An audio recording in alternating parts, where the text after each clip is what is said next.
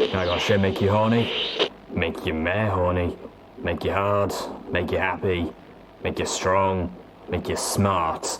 And of course, I got the drug. The shit that'll make you fly. Dash. We have confirmation that the Steelhooves coming in. That's confirmed report. I repeat, we have confirmed reports of Balefire detonations in Philadelphia and St. Hampton. Dear Calamity.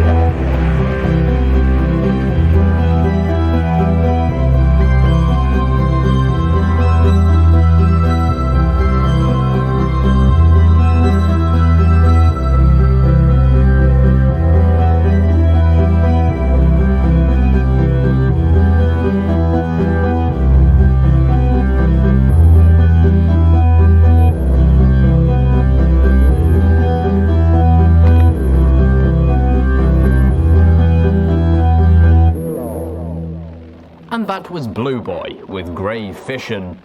Hey there friends, I'm Nuclear Yuki, and welcome once again to a Nuclear Reading Show. Today we're continuing on with Kkat's Fallout Equestria. And also, if you're enjoying what I'm bringing to the cold, dark wasteland, don't be afraid to tell your friends about me, or find me on Twitter as Nuclear Yuki. It's a big help. Oh, and a bit of a disclaimer, since the gangs can be a bit feisty, Fallout is owned by Bethesda, and Hasbro made My Little Pony Friendship is Magic. With all that said and done, welcome, friends, to the wasteland.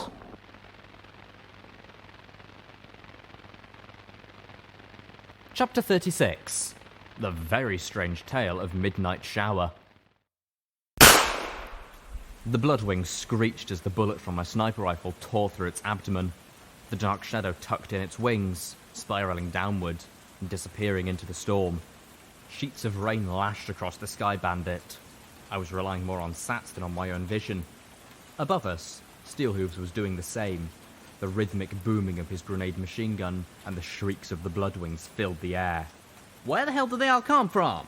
Calamity shouted, firing the twin guns of his battle saddle as the dark form of one of the giant bats swooped up in front of us.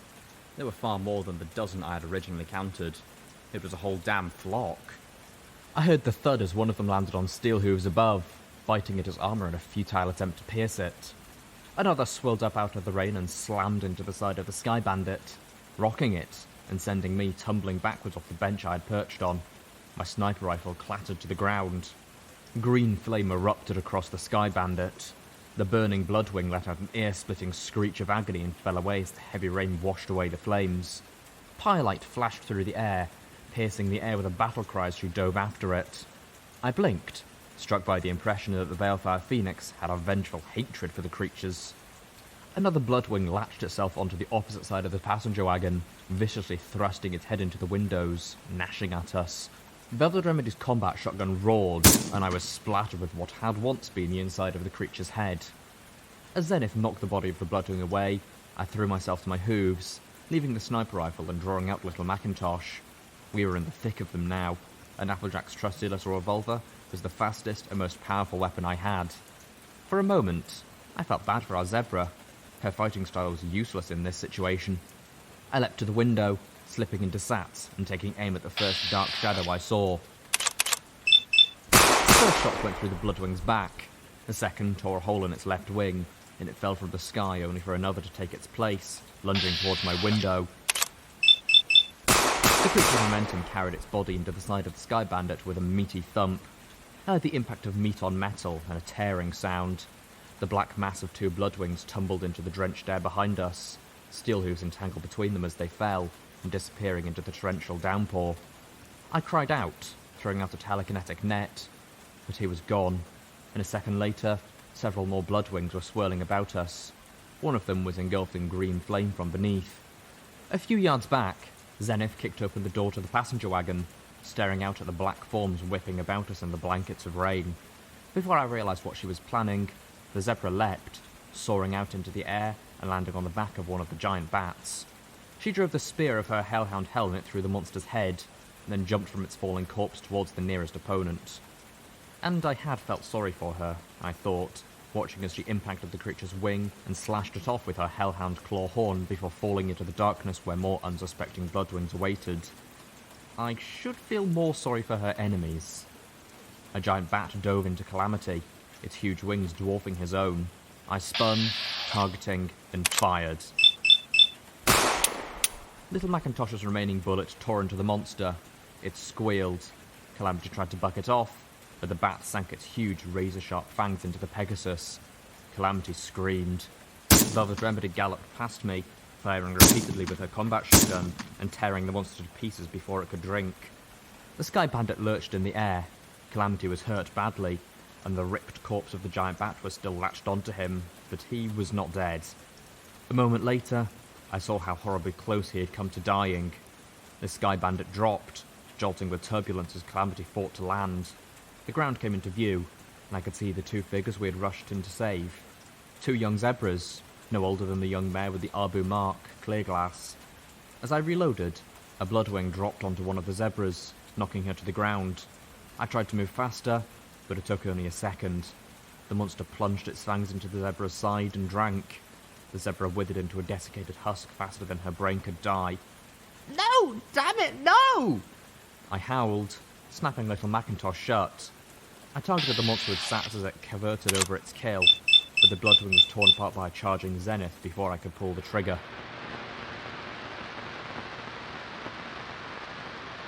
"I do not understand," Xenith said. "Why were the three of you travelling such dangerous hills, and in such a storm?" We were huddled under the glittering dome of Velvet Remedy's shield spell. I watched as barrels of rain cascaded down over the barrier of light, struck by the strange beauty of it. The surviving young zebra had been dried by a repeated use of Velvet's cleaning spell, as had we all, and was wrapped in a blanket from our supplies, which had needed a similar de-drenching. Xenith had built a fire and was sitting next to it, across from the other zebra, a pot of purely vegetable soup beginning to bubble between them. The young zebra had just seen his two childhood friends die in a most horrible manner. He needed more than a blanket. I knew it wasn't much, but I'd come to believe in the miraculous power of hugs. Xenith, however, didn't hug. Xenith didn't touch unless it was to hurt something. Velvet Remedy was tending to Calamity's wounds, using her magic and Xenith's bleed-stopping goop to remove the fangs embedded in the Pegasus's back safely before medical potions could be administered. None of us had seen any sign of our Applejack's ranger. Getting up, I trotted over to the young zebra buck and lay down next to him. "I'm so sorry," I whispered. I should have been faster."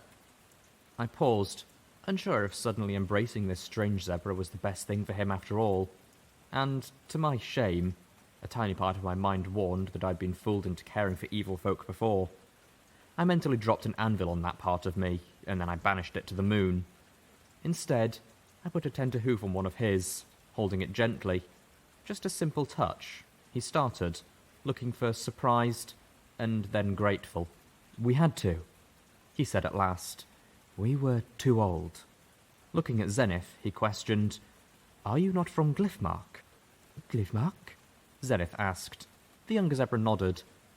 "I am sad to say I do not know of this place. This is a zebra village?" "What do you mean, too old?" Calamity asked, grunting. He gritted his teeth as Velvet Remedy pulled the second fang free and quickly applied a hoof covered in Xenith's mixture to the flowing wound. The zebra looked up at us strangely. "Who are you, ponies?" "Friends," I answered gently. He looked at me with suspicion, and then with sadness. "My friends are dead." He turned to Xenith. "Koth and Zuna had been my friends since we could walk. We did everything together. We even got our marks together." He choked, tears forming in his young eyes. We got kicked out of the tribe together." Now I hugged him, and I held him and let him sob into my side.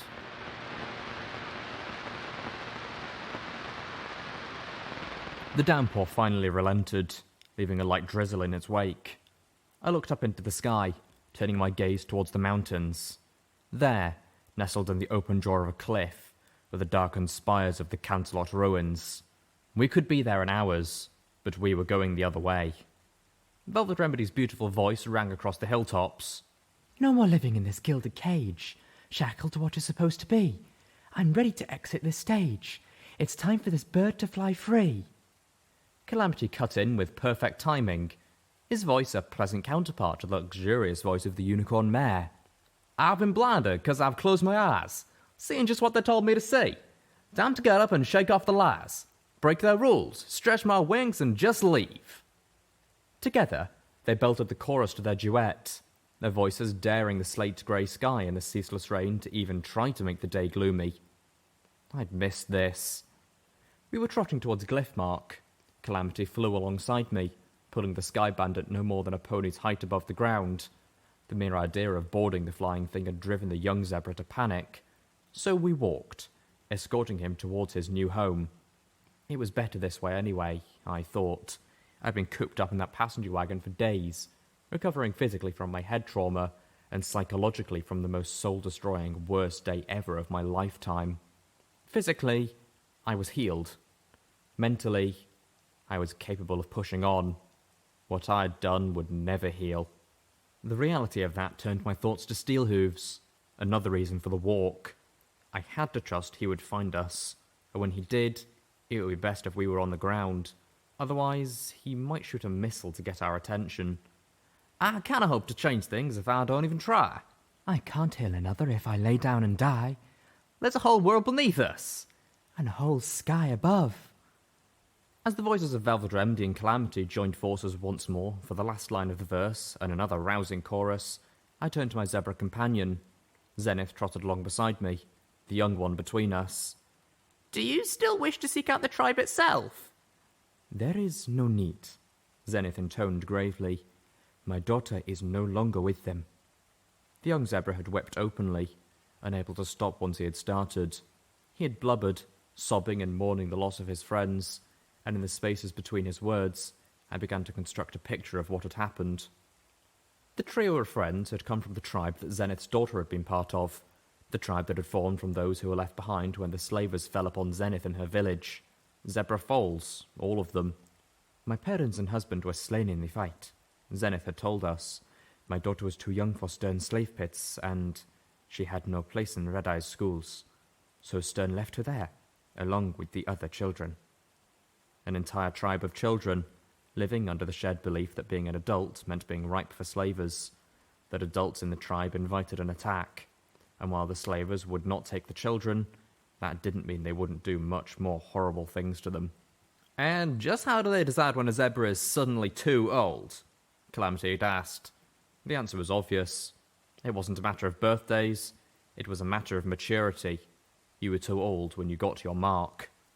Just like in Stable 2, when you got your cutie mark, you were an adult, and from that moment, you joined the workforce.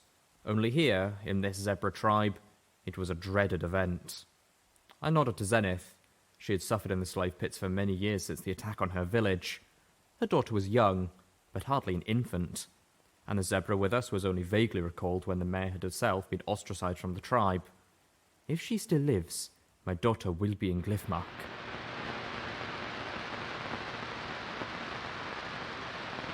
Glyphmark sucked. I looked down the hill at the rows of sad, dilapidated shacks with their sunken roofing leading up to a half-collapsed building in a yard of junk. The whole town was surrounded by a wall of scrap that couldn't keep a radhog out.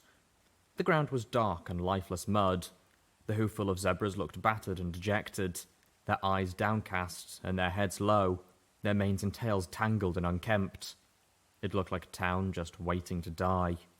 I could make out letters spelling angel on the front of the ruined building, the last remaining word of a forgotten name. Whatever angel had watched over this town, it had fallen. As we approached, the zebras looked up fearfully. I saw two of them nudge a third forward. The mare stepped towards us. "We surrender. Just don't kill us," she called out. "We don't have anything, but take whatever you want." I could feel my barely mended heart breaking. "This is Glyphmark?" Xenith asked in a tone of disbelief. The young zebra buck with us nodded, rocking slightly on his hooves, looking sucker-bucked. Velvet Remedy trotted forward. "Hello," she said gently, her voice calming. Do not be afraid. We mean no harm. We're just travellers who happened across a newly marked buck and offered to help him make his way here safely in all the rain. Conflicting emotions swam across the faces of all the zebras. I could tell how desperate they were for the approaching strangeness to intend no malice, yet how hard it was for them to believe it. Having brought him here, we'll depart at once if you wish, although I would ask your indulgence. We have trotted far and seek a safe place to rest. Safe? The zebra mare asked, her voice cracking with a bitter laugh. Pony lady, there is no safe here. We are all just waiting for the slavers to come. The only question is whether the raiders or the monsters will have left any of us alive for them when they get here. She waved us into the town anyway. With every step, the town got worse, bleaker, as if despair and hopelessness had sunk into the very planks of the shacks like the cloud and radiating out of it. How do you survive here? Velvet asked. Her voice was almost a whisper. I knew what she was seeing. There were no crops here, no gardens. The zebras were armed with crude spears and small, badly maintained pistols. There were no match for creatures like bloodwings. These were not hunters, trappers of small game at best. The zebras were all emaciated. I could see the shadow of their bones through their coats. They were all starving. When Velvet put her words into observations, the nearest zebra responded. Nothing grows here. This town is just close enough to Canterlot that the cloud has not poisoned the ground. At our looks of alarm, she added, but far enough away that it is not in the air anymore. The zebra mare who had ushered us into the town explained, The building up there was a laboratory for veterinary medicine. I was surprised about how educated she sounded. The tribe of children was far better off than those who they'd kicked out, but I had to wonder how long that would last. Without adults, there'd be no replenishing of the tribe. In a few more years, the tribe wouldn't be a tribe anymore, just one child telling another to go away. There is an old hydroponics bay in the basement. Most of what they're growing down there is poisonous, the zebra mare stated at the ground and shuddered heavily. We learned that the hard way, but we've been surviving on what was not, and what was left in the vendor machines. But even that is almost gone now. I'm sorry, but we have nothing to feed you. Velvet Remedy waved a hoof. Banish the thought. We have some supplies. Let us feed you. I exchanged looks with Calamity and then nodded. Those supplies were meant to feed us while in Canterlot and on the trip back, but these zebras clearly needed them far more than we did, and in comparison to me, they were far more deserving.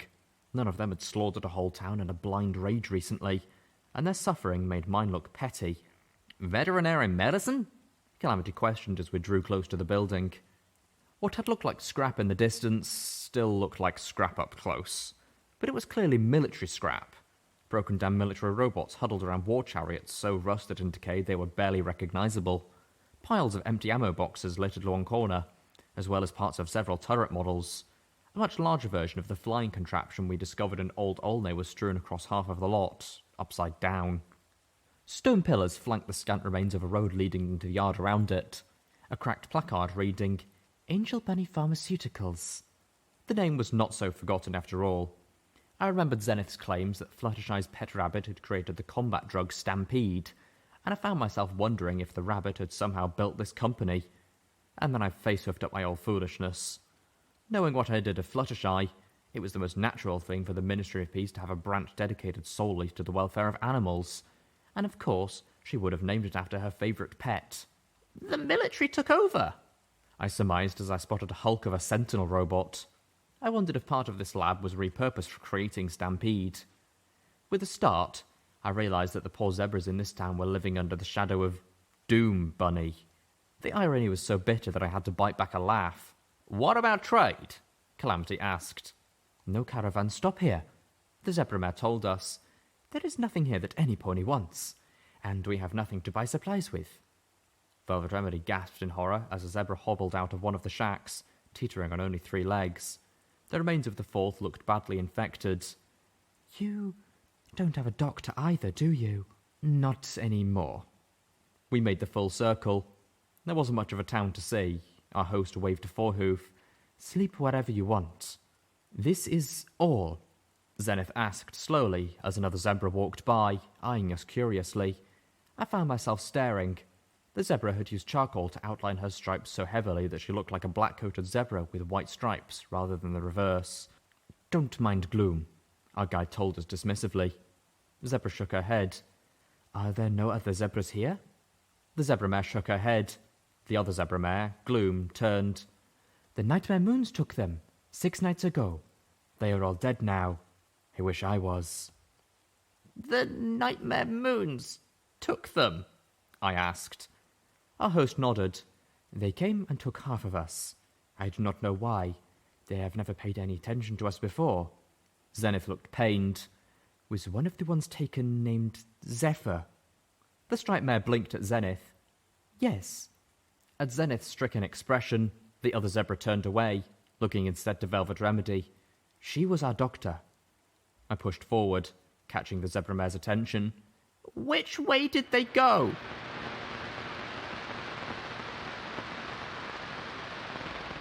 "You do not have to try to rescue them just because one of them is my daughter," Xenith said as I reloaded my guns. "Nor because you feel you need to make up for the cannibal town."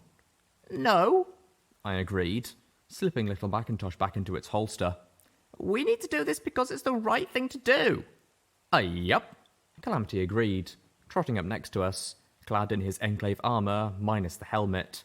He'd spent a lot of his spare time since Old made jury-rigging a way to fire the Nova Surge rifles without wearing the helmet. Plus, I hate to say it, but this might be on us. I stopped. What? I stared at Calamity. "I reckon the goddess ain't stupid," Calamity responded.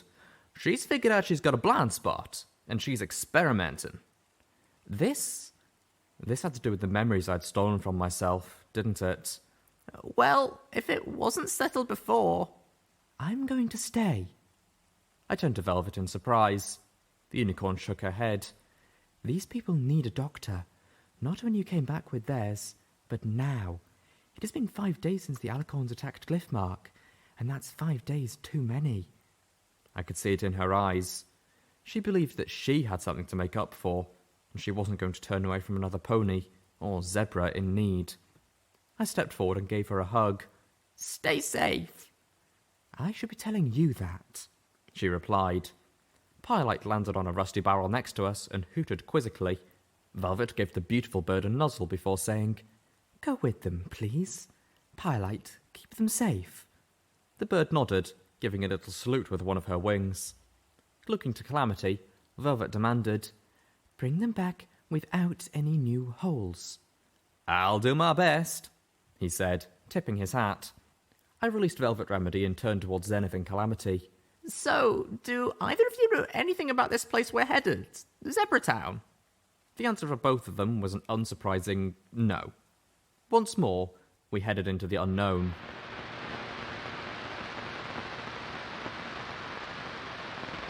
It felt like it had been raining forever.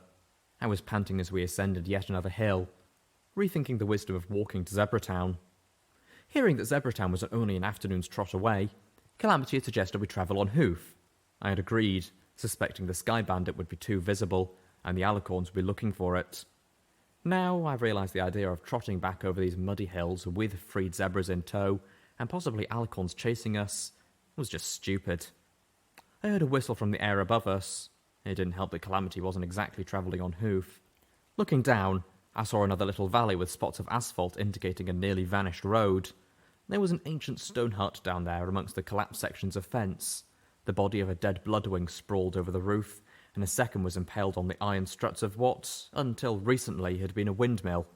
A figure was galloping towards us from the door of the hut, clad in metal armour and striped applejack red. "Whole big old valley to land in, and he managed to hit the one hut!" Calamity shouted to him, grinning. I raced down the hill to meet him, Xenith following at a much more reserved pace.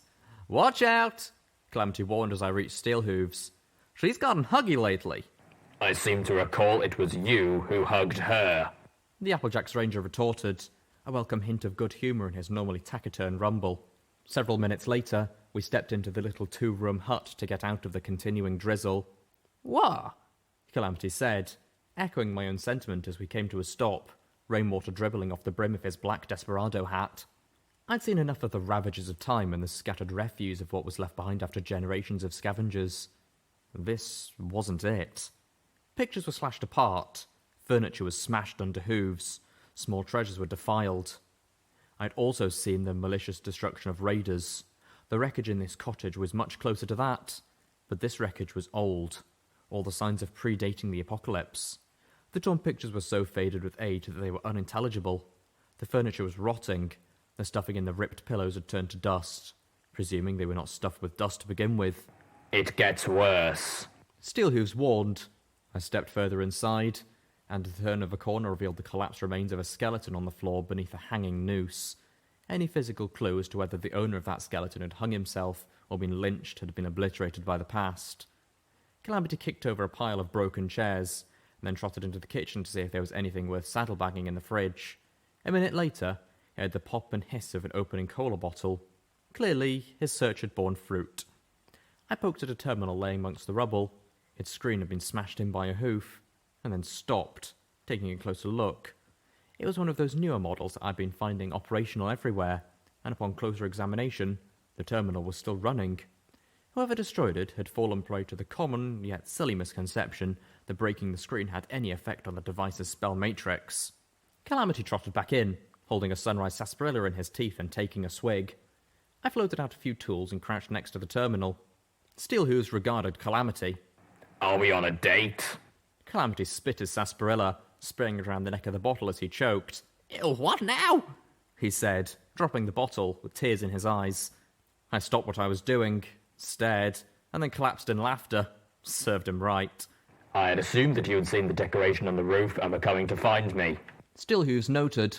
But now I see you're all dressed up. Beating at his armoured chest with a hoof, the Pegasus shook his head, coughing. Once he had his breath again, he answered, "Nah, we headed up to Zebratown to save a hoof full of prisoners from alicorns." I noticed he didn't mention the prisoners were zebras. "So, you're with us, mighty alicorn hunter?" I'd almost forgotten that title. Steelhooves was strangely silent. I looked at him, wondering if I should be concerned. Was he thinking about Arbu again? Zebratown. Steelhooves voiced slowly. Yep. I would rather not. There was an unpleasant tension in his voice. I looked at Xenith, who just shook her head sadly and walked back out into the rain. But I will. Steelhooves sounded greatly displeased. It is what Applejack would have her rangers do. I nodded, feeling both sorrow and pride in our ghoul companion. I turned back to the terminal, connecting it to my pitbook and running a quick diagnostic. My eyebrows shot up as I realised the terminal was safeguarded with some pretty heavy magical countermeasures. I was sure I could hack it, but the price of failure would be more than a simple lockout. I turned away from the others as I put my full focus on the terminal, hacking it through with my pitbook. After a few minutes, I had to back out and try again. I hadn't encountered a terminal with this level of security since the Ministry of Morale in Manhattan. Now I was intensely curious. Why would the pony, or zebra, living in such a humble hut, have need for a terminal with security that rivaled that of the mayor of the Ministry of Morale? A few minutes later, I backed out again, just barely avoiding tripping the security spells embedded into the terminal. This was insane. The damn password was 30 characters long. The fuck? I tried a third time, and a fourth. By my fifth try, I was beginning to suspect that the terminal only existed to frustrate the living hell out of me. Xenith returned, several strips of leathery flesh from the bloodwings' wings dangling from her mouth. She shook, flinging water over the rest of us, then put the strips into her satchel, ignoring nasty looks from a now dripping Calamity. On my sixth attempt, I finally broke in. The password was Astronomical Astronomer's Almanac. I felt a brief flash of empathy with whoever put their hoof through the terminal screen. The terminal had not weathered the years well, far worse than most similar models, but that was to be expected with part of its innards exposed. Still, there were a number of files I was able to download onto my pitbook, including several entries from a journal.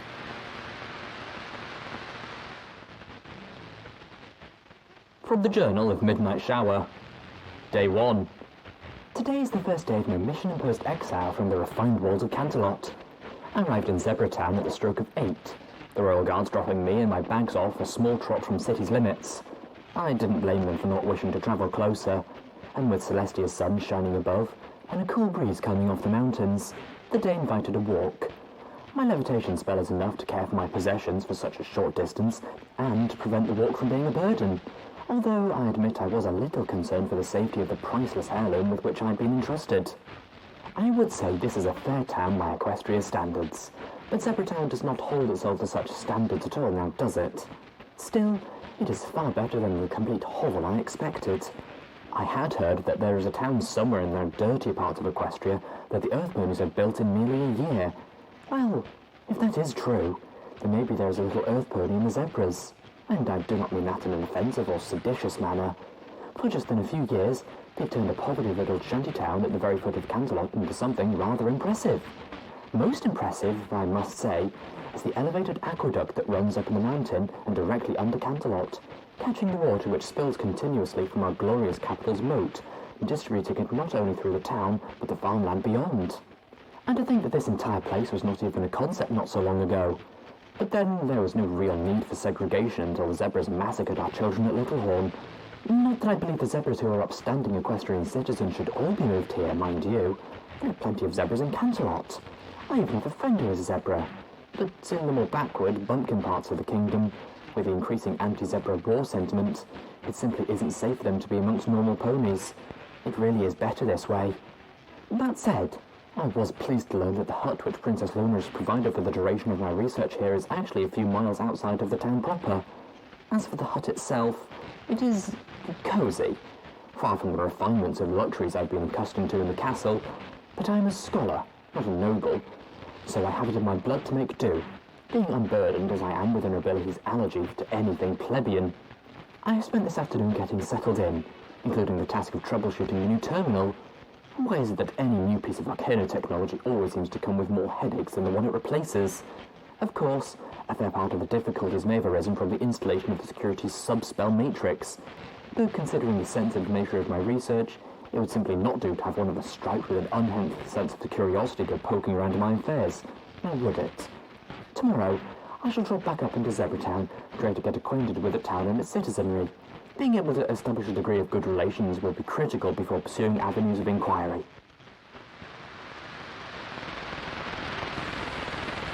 What can you tell us about Zebratown? I asked Steelhooves, having to shout to make my voice heard over the roar of rushing water. The Applejack's Ranger's response was, Look up. I lifted my head, holding a hoof to shield my eyes from the downpour. The drizzle of the last several hours had thickened, working towards another tempest. Dark mountain cliffs rose sharply above us.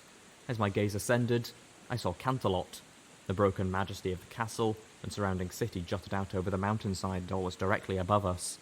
I'd expected it to be shrouded in a haze of pink, but the rain painted the ornate ruins in the very same palette of drab greys as the rest of Equestria. Multiple waterfalls, violently engorged by the rain, plunged down from above with the roar of 1,000 manticores. Follow the largest of the waterfalls, and it will lead you to Zebratown, Steelhooves informed us. I watched the torrent plummeting downward parallel to the sheer cliffs until it met with a multi-arched structure, which reminded me oddly of the Philadelphia roller coaster, washing over it with an unending, thunderous bellow. Although a few foothills still blocked our view of Zebratown itself, the village was very close now. "What's it like?" I asked. The gull responded with his stereotypically laconic, yet ominous, "Bad." And here I expected him to say something even less helpful, like wet. Steelhooves didn't rise to the bait. You have been told what happened to Canterlot, He said. When the first vessels were inbound, the princesses joined together to raise an Alicon shield over the entire city. The shield was massive. It had to be.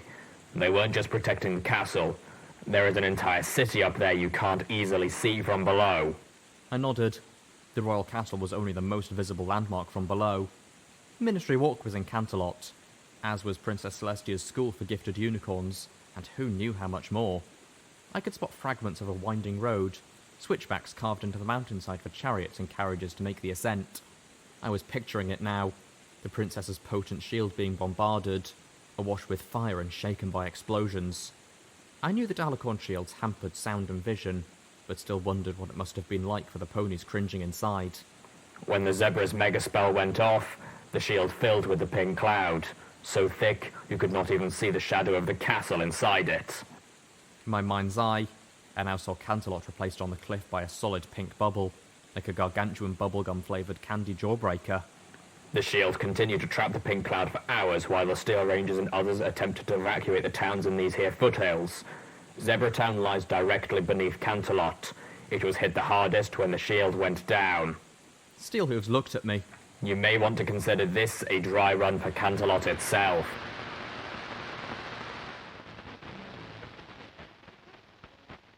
From the Journal of Midnight Shower, Day 2.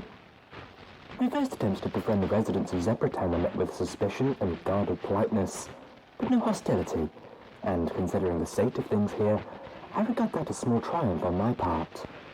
Aside from differences in architecture, and of course the glaring stripedness of the inhabitants, I could almost have believed I was in some extremely poor backwater pony town. Ponyville, perhaps. Of the two things that stood out to me the most, the reluctant geniality of the population was something I could expect to find in almost any hub of civilization that has not yet ascended to the heights of society where thinness and chill of the air requires an extra coat of snobbery. The other matter was altogether more telling and more jarring, and that was how the war has left its hoofprint on Zebratown. Aside, that is, from the mere existence of this place. First, I found none of the patriotic posters or billboards that are beginning to dominate Canterlot. I hardly expected signs reminding the residents how much better or more virtuous they are than zebras, nor encouragement to join the war effort. But I was surprised to not find a single poster relating to any of the ministries.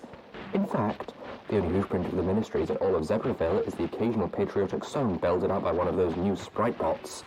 There are a few of them bobbering around now, and just like the ponies of Canterlot, the zebras pay them little attention. Honestly, a song that inspires patriotism the first 100 times you hear it will inevitably stop doing so within the first 1,000. The other hoofprint is the presence of soldier ponies here. This, I am given to understand, is a very new development. Ever since the assassination attempt on Princess Celestia, the residents of Zebratown have been subject to harassment from ponies in nearby towns. Princess Luna has put her hoof down, stationing some of Equestria's finest in Zebratown for the residents' protection and safety.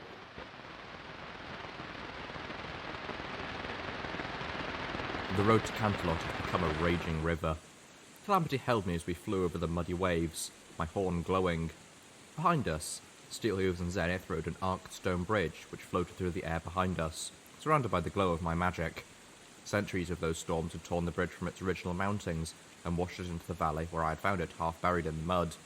Firelight flew along beneath it, taking advantage of the stone canopy, her occasional breaths of fire reflected in the churning water below. Seeing the river that the road had become, I again rethought our decision to leave the Sky Bandit behind. The little bridge had become my compromise. It was large enough to carry the prisoners we intended to free as well. If the streets of Zebratown were flooded, the stone bridge was less likely to float away while we were busy rescuing than the passenger wagon. Suddenly, my head began to pound. I felt a horrible tightness in my horn. A strange red tint flooded my vision. My magic wavered and threatened to implode. I tried to focus harder, but the throb in my head rose to a scream. Firelight let out a screaming squawk. I was barely able to hear Steelhooves shouting to Calamity. Up! Get higher! Fast! I felt the tug as Calamity grunted painfully, flapping his wings harder. I could hear Xenith let out an agonized moan.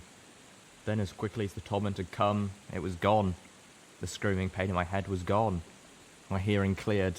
I gasped, blinking away tears and swimming redness. I wiped the tears from my eyes, and then stared at my hoof, aghast as the smears of red quickly washed away in the rain. I'd begun bleeding from my eyes. What? I felt Calamity relax, his flying shaky. Behind me, Xenith's voice seemed to shudder. By the ballsacks of 1,000 star devils, who dropped the moon on us? Okay, that sweat was just disturbing, although her description was as apt as any. Broadcaster, Steelhooves said, his voice betraying no hints that he had suffered as we did.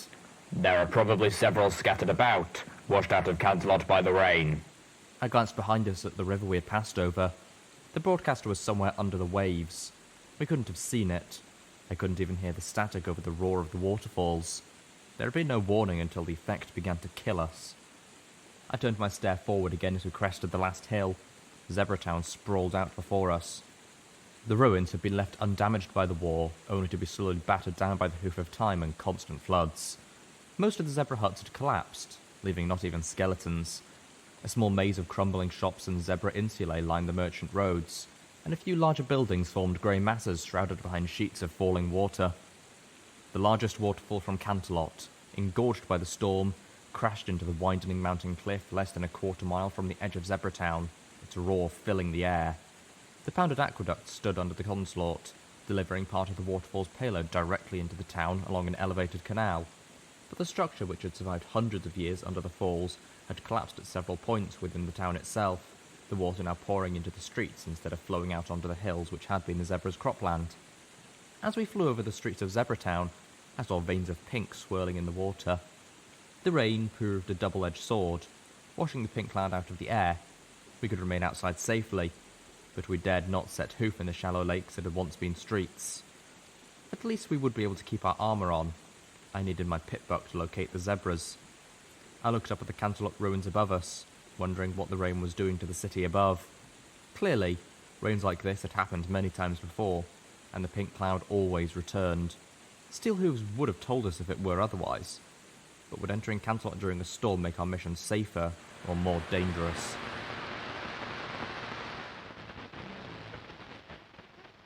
From the Journal of Midnight Shower, Day 3. I spent another day in Zebratown, acquainting myself with the proprietors of several of the businesses where I may make later inquiries, as well as presenting myself to the Zebra Constabulary within the Zebratown police station. The local law was quick to inform me that Zebratown operates under the same laws as the rest of Equestria, and that the zebras are more than capable and willing to police their own. They offered to show me the vault of confiscated items and contraband if I doubted their efforts. Believing I'd gotten off on the wrong hoof, I swiftly assured them that I was not here on any of matter of the ministries or military, and that I was just conducting some personal research for a thesis.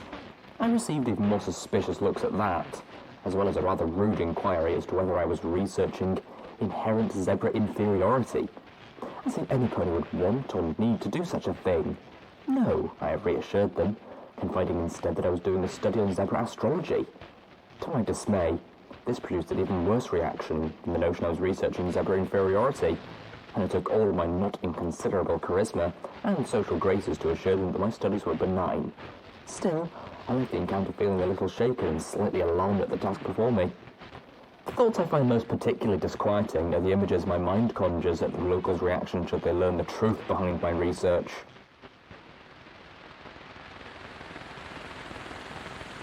So, where do you expect the zebras are being held? Calamity said as we flew over a large open area dominated by one end by a fountain, with a statue in the form of Princess Celestia. Water pressure from the raging aqueduct was causing the fountain to blast streams of water from Celestia's eyes, wingtips, and horn like they were pressurized hoses. I had my EFS up, but only the light to my compass were my friends and the occasional pulse of red. I could never get a fix on the enemy, or enemies, that my EFS was picking up before they vanished again. It was making me nervous. There are not many structures left to hold them in, Xenith said, the sight of the ruined Zebratown having no apparent effect on her. I don't believe the Alicorns would choose one of the smaller shops as a base. Steelhooves noted. It doesn't fit their sense of ego. That narrowed down the search areas considerably. On the other hoof, they could be using the Zebratown sewers. And that just widened it a lot. Sewers? I moaned. That would explain why the town ain't even more flooded than this, Calamity appraised. I'm guessing they build them to handle spring flooding. Amongst other things. My compass flared red again as we swept over the broken rooftops of a row of zebra insulae and flew out over what once had been the Zebratown amphitheatre, and was now a large inner-city lake. Crumbling walls of columns and archways ringed the old amphitheatre. Each column that still remained intact was crowned with stone-carved masks of alien and most unwelcoming designs. I cringed at the thought of attending a performance with those wicked-looking faces staring down at me from every column of the theatre. Standing in one of the rain-shadowed archways was the near-black form of an alicorn. She saw us almost at the same moment we spotted her, and then she vanished with a flash. Fuck. It's one of the teleporting ones. Expect company, Steelhooves warned.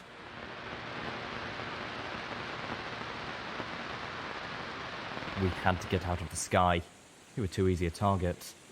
Calamity flew towards the nearest intact structure, dropping me onto the cracked rooftop before settling down himself. Pyrelight darted out from under the stone bridge just before it slammed into the rooftop, spilling Steelhooves and Xenith. The Applejack's Ranger landed in a graceless thud, while the zebra somersaulted gymnastically, ending on all four hooves and turning to stare at the grumbling ghoul with a raised eyebrow and the slightest hint of a smirk. My fault! I called out as Steelhooves pushed himself back up. A loud groan grumbled through the roof underneath my hooves. I knew immediately that it was about to collapse.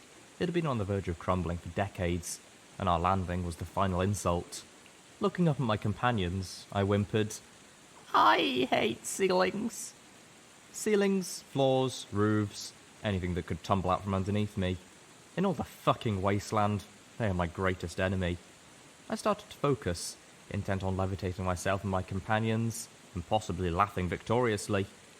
The roof caved in, sending plumes of pink gas upwards at us. My vision blurred, my head throbbed, my lungs fought for proper air, my spell imploded and I fell into the pink.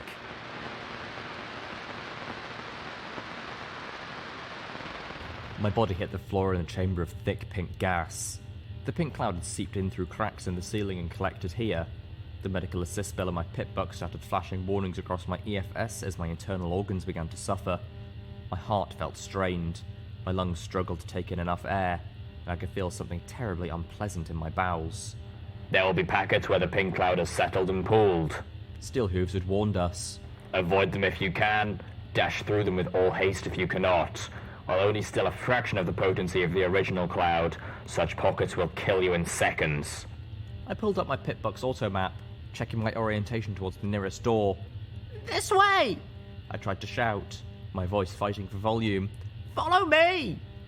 I charged for the door, praying that the room beyond was safe. If it was not, I would likely be dead before I could find another. I hit the door, throwing it open.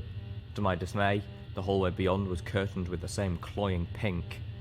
Half of the doors along the way were open, offering no salvation. The pink cloud would kill me before I reached the end of the hall. Galloping to the first closed door, I screamed wretchedly as I found it locked. I was in no condition to pick a lock.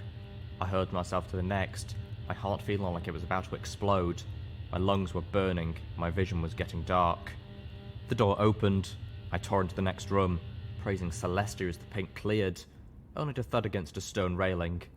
My EFS was still flashing warnings and the compass was all manner of red.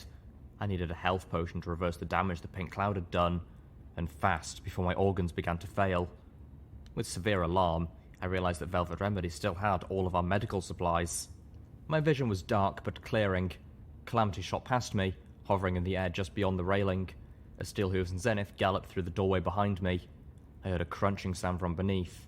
Looking around, I realised we were on a semicircular stone balcony overlooking a cavernous tiled room flooded with water. Much of the water was shallow enough to wade through, but there were sunken pockets where it was very deep. Streams of pink swam like ribbons all about the floor. The room below us had several small tiers, the steps between becoming waterfalls, and hosted many balconies and exits. A dozen zebras looked up at our appearance with hostile expressions and dead eyes. Lovely choice, Xenith intoned, sounding terribly weak. If we wish to avoid the poisoned water, what better place than a bathhouse? The balcony shifted under our hooves. Not again, I groaned, throwing my spell around myself and my companions as the tiled floor beneath us cantered dangerously. The semicircle of stone tore from the wall, smashing down into the tiled floor below, shattering a hole in it. The four of us hovered over the bathhouse interior, surrounded by my magic. Ha! I yelled down at the ruins of the balcony, ignoring the odd looks I was getting from Calamity. Ha ha ha! In response, a host of voices whinnied strangely from below. Several of the dead-looking zebras galloped towards the exits in a room beneath us. Water began to gurgle down the hole created by the fallen balcony. The air filled with explosions as Steelhooves opened fire with his grenade machine gun, the grenades tearing the bodies of the zebra zombies apart. The room was filled with blasted water and the flying chunks of tile and concrete. At least 3 of the dead zebras had made it to an exit, but most died in the onslaught.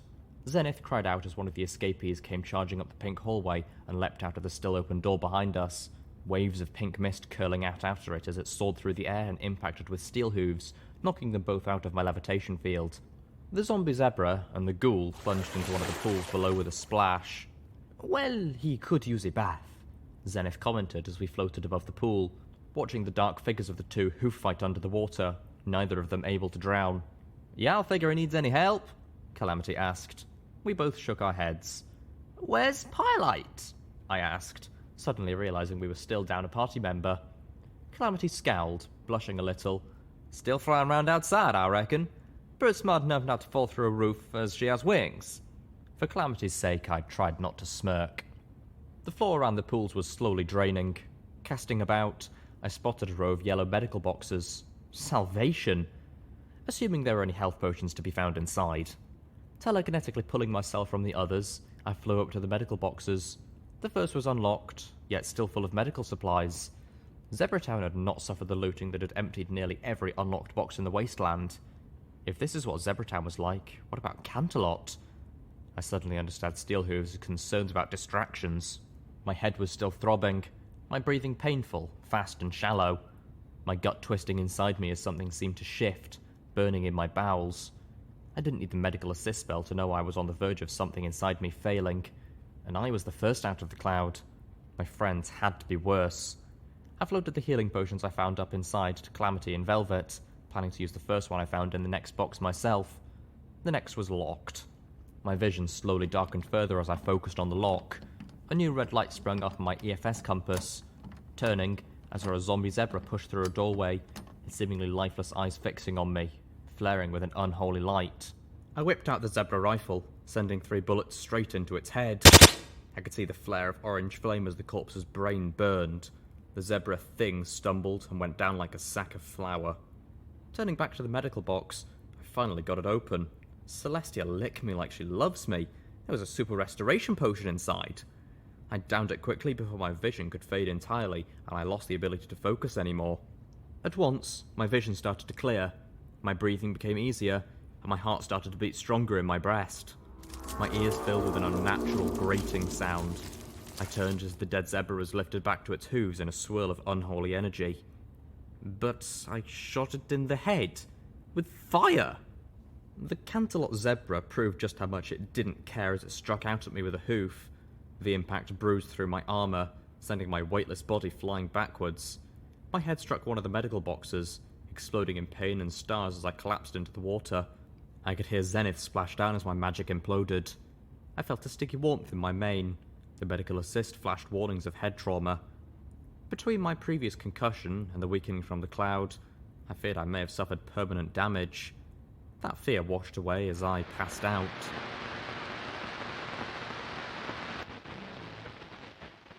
From the Journal of Midnight Shower, Day 4. Bearing in mind the extreme security on this terminal and the sensitive nature of the charts and documents already stored within, I've decided that it should be safe to record the particulars for my assignment and the discussion which led to my being thrust into the cultural wasteland. And by that, of course, I mean any place that is not Canterlot. I wish to do so now, while the deeds of the princesses are still fresh in my head, before time and events further mar the memory. I suppose I could have a memory orb treatment, but such objects are terrifyingly lacking in proper security. Any unicorn could get into them. I should first note that I took on this assignment willingly, even eagerly. There are some things that are simply more important to a pony than proper surroundings, proper meals and proper company. And for every pony, the foremost of those things is their special talent, as magically emblazoned on their flank by their cutie mark. Sadly, there are ponies whose only talent in life is to be a stuck-up boar, or a rock farmer, or something equally as awful. But I had the unique misfortune of having the cutie mark of an event that would never happen within my lifetime.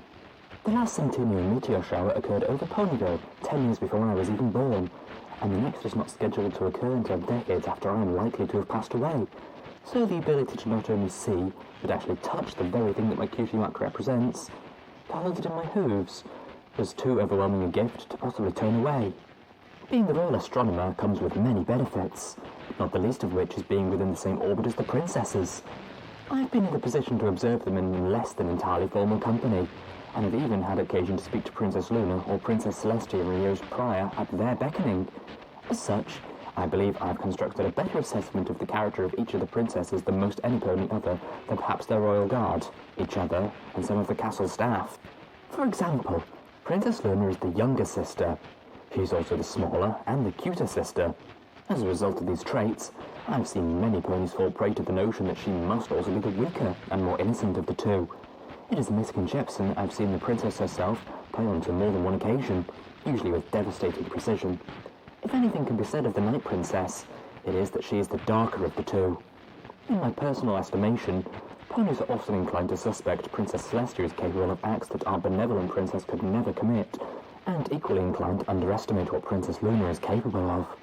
It was with these things in mind that many within the castle were fearful of what was to come after the zebras attempted to assassinate Princess Celestia. For days, Princess Luna locked herself away in her chambers, refusing meetings with every pony save her sister. On the fourth day, she called her cabinet to her, and the 6 mayors met with the princesses for most of that day, and the 5th, after they left, I was summoned. To my surprise, Princess Luna was neither wrathful, nor cold, nor overcome with remorse. She was, if I had to put a word to it, contemplative. She invited me in, offered refreshment, and made sure I was comfortable, which I was, aside from being dreadfully nervous. And then she opened up to me, telling me things I do not believe she is likely shared with any pony outside of her inner circle, if only because it is a subject matter she chooses not to discuss. I shall endeavour to transcribe the words of Her Majesty, Princess Luna, as best I can recall. If you were to listen to the old pony tales, they would have you believe that the conflict between Celestia and myself happened over the course of an evening, which, after a fashion, I suppose it did. But it was not a typical evening. The way it is told, one would think I threw a tantrum, or that my sister hurled me to a lunar prison on the climax of a breakfast squabble. Celestia did not choose to harness the most powerful magical energies in all of Equestria and turn them against me either lightly or swiftly. In my insanity, I gave her no other choice, and she still tried every avenue to reason with me, nor that the attack was unexpected and unprepared for. What the history books gloss over, and the myths leave out entirely, is that the morning I rebelled lasted longer than what would normally be considered a week. There are also those who mistakenly believe that because Celestia raised and lowered my moon for 1,000 years, that she is more powerful, and that her banishment of me was petty and unnecessary, as she could have just taken control and lowered my moon herself. That is not the case. She could only raise my moon all those centuries because I was not there, as I would be able to raise her sun in her absence. When it comes to the night, to use an ancient term, my power trumps hers. I held my moon high and forced her sun to stay down for over a week's time, and she could do nothing about it. I cannot properly convey the sense of sorrow, bitterness and remorse that hid behind Princess Luna's voice. Yet regardless of how much private pain this revisiting inflicted, the Night Princess persevered. By the end of it, Equestria had entered a deep winter. The freezing cold was killing plants and wildlife alike, and ponies everywhere were suffering and facing death from cold or starvation. I did not care. I was in a great rage, and I wanted to punish. My wrath did not just spill onto our lands. Before the end, both the griffins and the zebras had sent agents to assassinate me, but between my power and the protection of my armour, they stood no chance, and I laid them low. Celestia did what she had to do, and even she could not break me of my madness. Even my sister was not powerful enough, or pure enough of heart to save me. It took others to do that. There is a spark that is required to power the elements of harmony to their fullest, and it is hard to generate that spark if one is acting alone. Words cannot express the depth of emotion I felt at these revelations. The wonder and horror of them was beyond expression. Princess Luna gave me time to digest these things, and finally dared to ask why she had chosen to confine them in such a lowly pony as myself. To be honest, there was part of me that feared for my life. Such secrets are not for the likes of mere astronomers, royal or otherwise. I wish you to understand the context that I suspect surrounds the task I must ask you to undertake, she told me. You must understand 2 things. First, that the conflict between Celestia and myself did not happen, dare I say it, overnight. I had planned, made preparations. I had anticipated that Celestia would use the elements against me eventually, and that others would try to stop me even sooner. So I had mystical armor fashioned for myself out of the rarest and most magically stalwart of all metals. What I did not foresee is that my sister would banish me. I had expected her to attempt to strike me down, and my defenses were designed around such an assumption. I had expected my sister to be as cruel as I had become, and thus I lost. With that, she produced a small, plain lockbox. She used her levitation, floating the box a distance as if to loathe to touch it. Setting the lockbox before me, she opened it with yet another spell, revealing a charred and twisted scrap of metal. This is a piece of Nightmare Moon's armor. She bade me to take it, examine it. The metal was light and cool to the touch, pale blue with an extraordinary sheen that put silver to shame. I asked her where in Equestria she had found such metal. The metal is not native to Equestria. In fact, it is not native to this world at all. Every 100 years, The skies of our world are graced with a meteor shower. There was one in the year Nightmare Moon was set free, and I was saved on the longest day of the 1000th anniversary of my incarceration. I can see you have done the math. It is worth noting that on rare occasions, perhaps once every dozen showers, not all of the meteors burn up in the sky. There have been impacts. During the meteor shower which occurred in the year I was banished, there was one such impact in the Everfree Forest, not far from the old castle. I believe the Zebra's name for this is star metal, and they have considerably more myths about it than we do. I want you to go to Zebratown. You may take this with you, and learn all you can of those myths. The Zebra's reaction to my position has been more extreme than we had anticipated. For the sake of all Equestria, I need to understand why.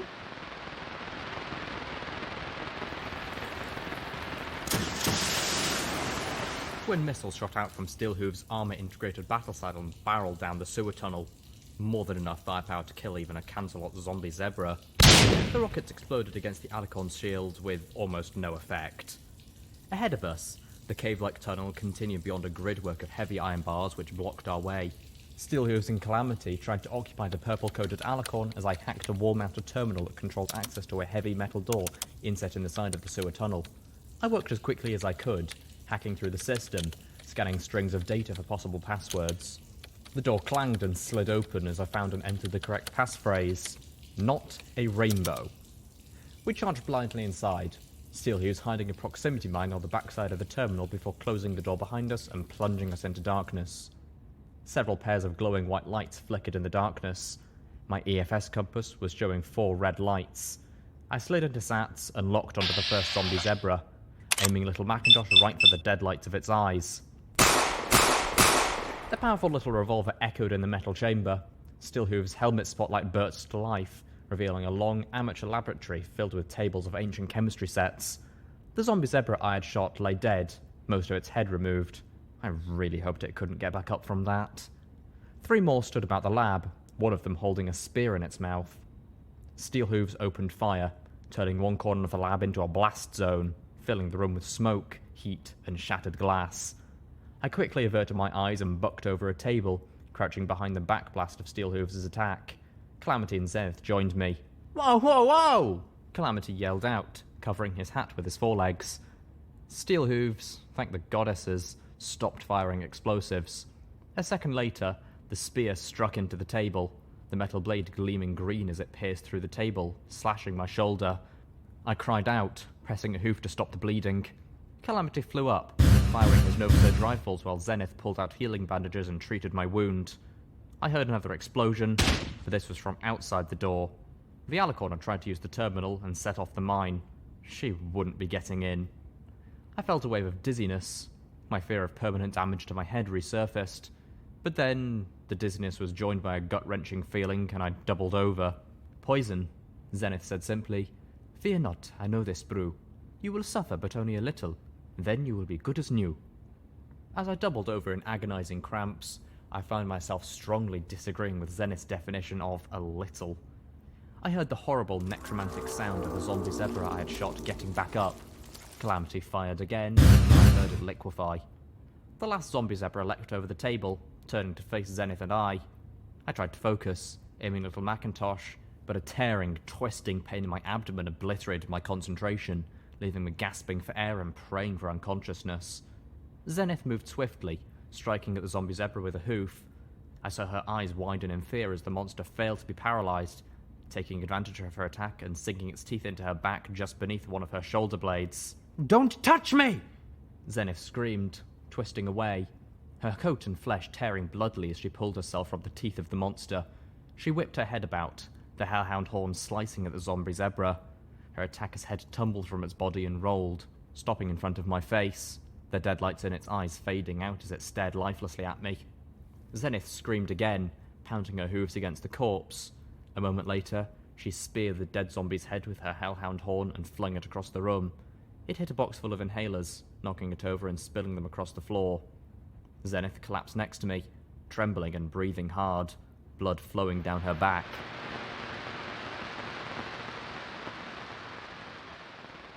From the Journal of Midnight Shower, Day 13. Inquiries are proceeding at an abysmal pace. Very few zebras seem to know much of their homeland's folklore, and I have received more than one admonishment for using that phraseology. The zebras insisting that Equestria is their homeland. It would seem that a large portion of the town's population are either unschooled in their heritage or have chosen to abandon anything that would tie them to the zebras we are fighting, including an adamantly feigned ignorance about any aspect of their homeland's culture and religion. I cannot blame them. There have been a number of small incidents since I've arrived. These have mostly been spray painting, broken flower pots, trampled gardens and other minor harassments. But I do understand that a constant air of intolerance, perpetrated by an insignificant few, can have an impact on the general psyche. The soldiers who are charged with protecting the residents from such incursions are much more worrisome than the hooligans themselves. I have come to learn that a few of the newly assigned mares and bucks served at Shattered Hoof Ridge, and I'll be writing a correspondence before the week is out, suggesting that perhaps it would be better to rotate any member of our military recently involved in battle with the Striped.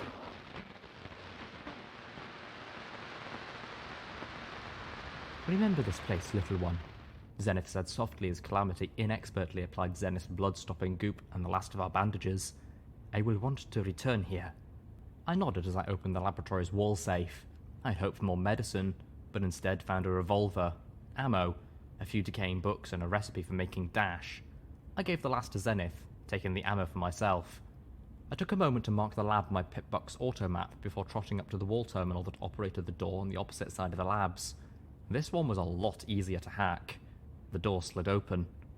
Xenith moved softly, letting the bandages mend her wound as best it could. The zombie zebra had gotten more flesh than meat, but she still needed a healing potion, and we had used all we had scavenged, burning off the effects of the pink cloud.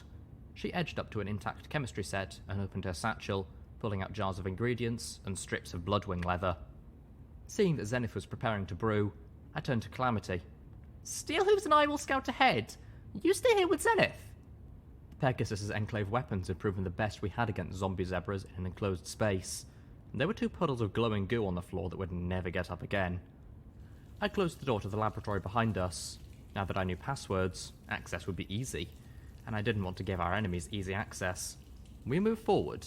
Water spilled into the tunnel through countless pipes and gutter holes. Thunder echoed through the sewers for long seconds after each crack from the sky outside. With all the noise, even Steelhooves was almost able to be stealthy.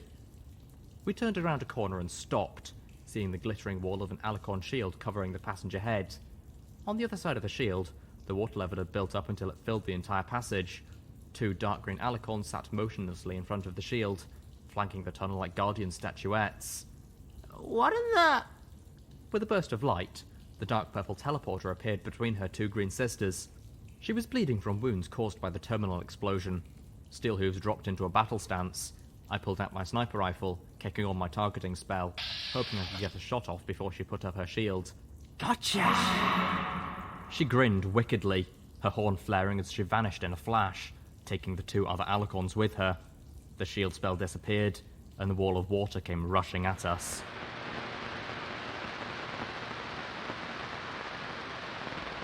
I kicked, trying to break the surface of the rushing river as it washed me violently through the Zebratown sewers. My head pushed above the water, and I gasped for air in the moment before I was pulled under again, my body twisting about in the swift, churning water, my sense of direction torn away. I felt my body slam into a set of iron bars, and my head began to throb, terrible pressure building in my horn, agony filling my ears. I tried to use the bars as a guide to push myself to the surface, lungs burning, desperate for air. Instead, my horn hit the floor of the sewer, sending a spasming pain through my head. I gasped, drinking water into my lungs, and beginning to drown. In a panic, I reversed my direction and pushed myself up as hard as I could. My head burst through the water, the rushing underground river pressing me hard against the grating. I coughed up water, my head splitting in pain, my horn feeling like it was about to explode. My eyes were red with bloody tears. Oh goddesses, a broadcaster! I was pinned. I couldn't swim away. Gasping, my mind crying in the most exquisite pain, I forced myself to dive back down. I opened my eyes, looking about in the murky, fast-moving water, and quickly spotted the skeletons of several ponies, or possibly zebras, who had washed up against the iron bars. One of them had a pitbuck on its foreleg. As swiftly as I could, my vision doubling as the pony in my head screamed. I tore the skeleton foreleg away, pitbuck and all, and twisted it, pushing it between the bars. The turret washed the pit buck and its corrupted broadcaster away. I lurched back above the waves, coughing heavily, the pain in my head instantly gone, save for a lingering headache. Through the iron bars, I could see the cold grey light of the stormy day, the water spilling out of the end of the drainage tunnel I was trapped in. I panted harshly, letting the water pin me against the bars until the deluge lessened into our breast-high stream. Something hard and metal dug into my rump. I moved and then felt the water with my hooves. My sniper rifle. A few minutes later, a single white light cut through the darkness of the tunnel behind me. At first, I thought it was a one-eyed zombie zebra, but then I recognised Steelhooves' helmet spotlight.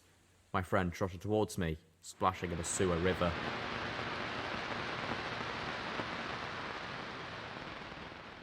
From the Journal of Midnight Shower, Day 23. My research is beginning to bear fruit. Apparently, the most knowledgeable zebra in town regarding the old tales is currently being held prisoner in the Zebratown police station. Although the shopkeeper I spoke to was either unable or unwilling to comment on the crimes for which he is being held, I will be attempting to gain an audience with the prisoner tomorrow. Nearly a month into my exile, and as much as I miss the castle, there is something about this strange, dirty little peasant town that is growing on me, albeit not in an altogether pleasant way. The shopkeepers no longer look at me with suspicion, and I enjoyed a crisp hay lunch with Daisy this afternoon. However, it is becoming increasingly clear that, despite the constable's insistence to the contrary, this town has a deeply embedded contraband problem. There have been 3 deaths in the outlying farmlands within the last 3 weeks that can be connected to a newly banned drug called Dash. The deaths involve 1 overdose and 2 shootings, the latter both by the same individual who was high on the drug at the time she committed the murders. Combine this with a few of my own observations within the town, I am becoming confident that Zebratown has its hooves deep enough in the distribution, or possibly the manufacturing of this dangerous substance. On the way home, I noticed a couple of ponies trying to sneak into town carrying what looked like bottles of liquor. Their behaviour was suspicious enough that I stopped them and began asking their business in town loudly enough that one of the nearby soldiers couldn't help but take note. Unsurprisingly, the ponies quickly remembered an appointment elsewhere.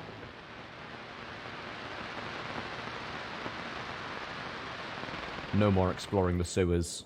At least not until every other possibility had been exhausted. The alicorns had shown just how easily they could turn it into a death trap. Since when do alicorns say gotcha? I asked, standing shakily on the cobblestone street of Zebratown in a few inches of water. After what I'd been through, I wasn't so concerned about getting wet anymore, no matter how many ribbons of pink I could see in the water. Pyrelight circled overhead, seeming happy to see us again. We had managed to get separated from Xenith and Calamity, and I was dreading having to go back down to find them. No, better that I send Steelhooves to fetch them. He, at least, couldn't drown. I looked around, realising I'd lost track of my metal-clad companion. The Applejack Stranger had been standing right next to me a moment ago. Turning, I spotted him standing on the edge of a side road, staring at his hooves silently. I trotted up, asking if he was all right. I died here, he said, before falling into a long, strange silence.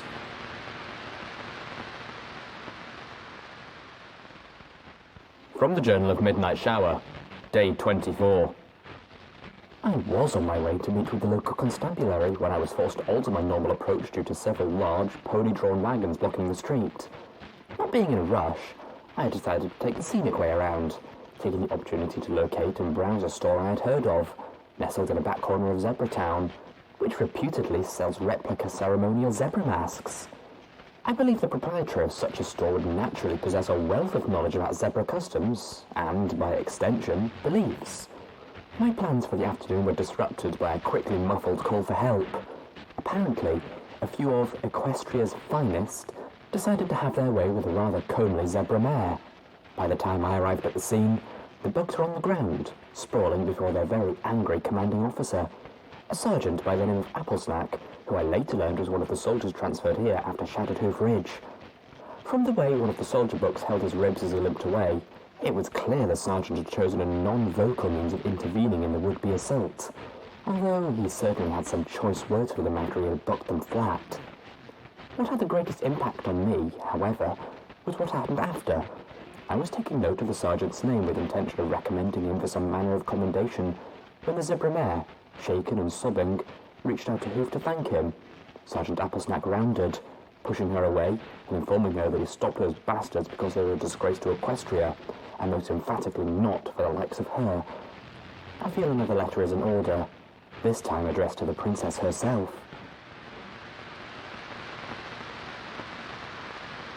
Steelhooves' gaze was fixed on the stones of the road before him. In the cobblestones, I saw 4 hoof prints. They looked like they'd been melted into the stones themselves. Slowly, Steelhooves stepped forward, placing a hoof into each of the indentations. I felt an odd shudder as I saw they matched him perfectly. He looked upwards towards the spectre of Canterlot directly above us. I was here the day Equestria died, He said slowly. I stood still, listening. We knew the end was coming. Applejack and I were here, evacuating every pony and zebra we could. Stable 3 was locked behind the princess's shield, but there were others nearby. He turned to me. You cannot imagine what it was like to look up and see the missiles slamming into the shield around Canterlot, trying to break their way in and kill every pony inside. He looked away. Then we got word that the zebras had wiped Cloudsdale out of the sky. Applejack excused herself and raced to Ponyville. He gave a shuddering sigh. I never blamed her for leaving, or for ordering me to stay. There was no pony to blame but myself. From the timbre in the stoic ghoul's voice, I could tell my friend was actually crying. My heart went out to him, unable to bear hearing my stalwart Applejack's ranger, finally unable to hide his hurt. We had been trying to repair our relationship ever since the night she had seen the darkness in me. I wanted to save us, but the damage was too deep. She could hardly look at me anymore. I didn't understand why she was fighting to keep us together when I didn't deserve her. But then, I didn't know she was pregnant either. I wanted to hold him, to comfort him somehow, but I knew he wouldn't be able to feel it. That armor of his separated him from the rest of us. All I could do was be some pony who was here and who would listen. Steelhooves tried to shake off his sorrow. I remained here. She left me in charge of the evacuation in her absence. I'd been in Zebratown before. I knew the place. None of the other troops had that familiarity with Zebratown. It was the logical choice. He looked up, remembering as he spoke. My mind's eye insisted on painting a picture from his words. The princess's shield was huge. He reminded me. Several 100 yards above the city. The shield bisected the waterfalls that poured down into Canterlot. All the water that came down had no place to go. It pooled in the bottom of the shield as the missiles began impacting from above. Water absorbs the pink cloud all too readily. When the shield collapsed, that water fell down on Zebratown like a tidal wave from the sky, except the water was saturated pink. That wave washed down over the town and every pony, every one, left inside it. He looked down again, stepping back from the indentations in the cobblestones, his voice carrying a pained nostalgia that told me just how much he didn't like being in this place. I was standing right there.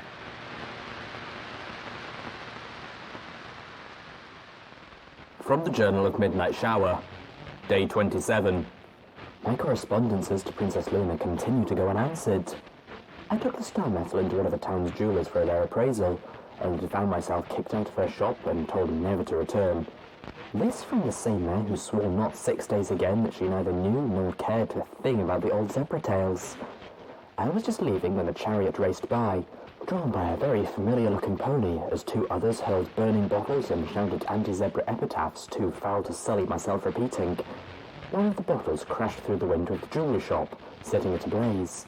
Doing what any good pony would have done, I tried to gallop to the shopkeeper's aid, but she fought me off, tossing a silver tea set at me before fleeing out a back entrance. I suffered smoke inhalation and some minor burns, but nothing serious.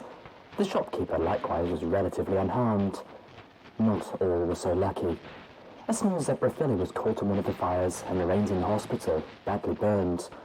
The hospital here is poorly equipped and sparsely staffed, but they're doing what they can with healing poultices from zebra recipes you won't likely find in the books of the Anthonyms in the Ministry of Arcane Sciences.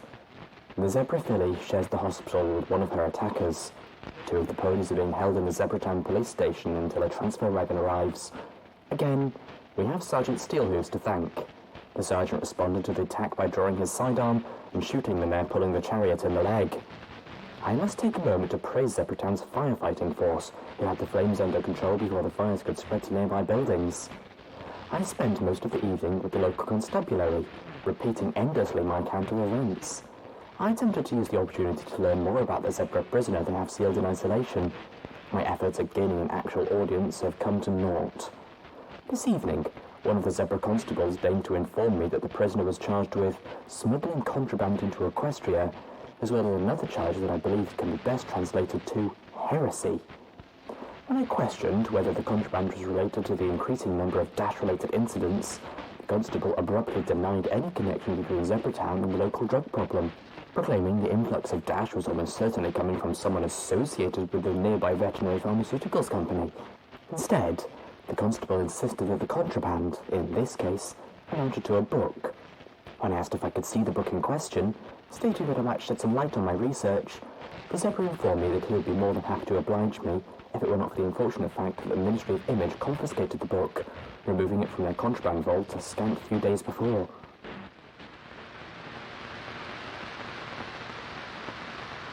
Heresy.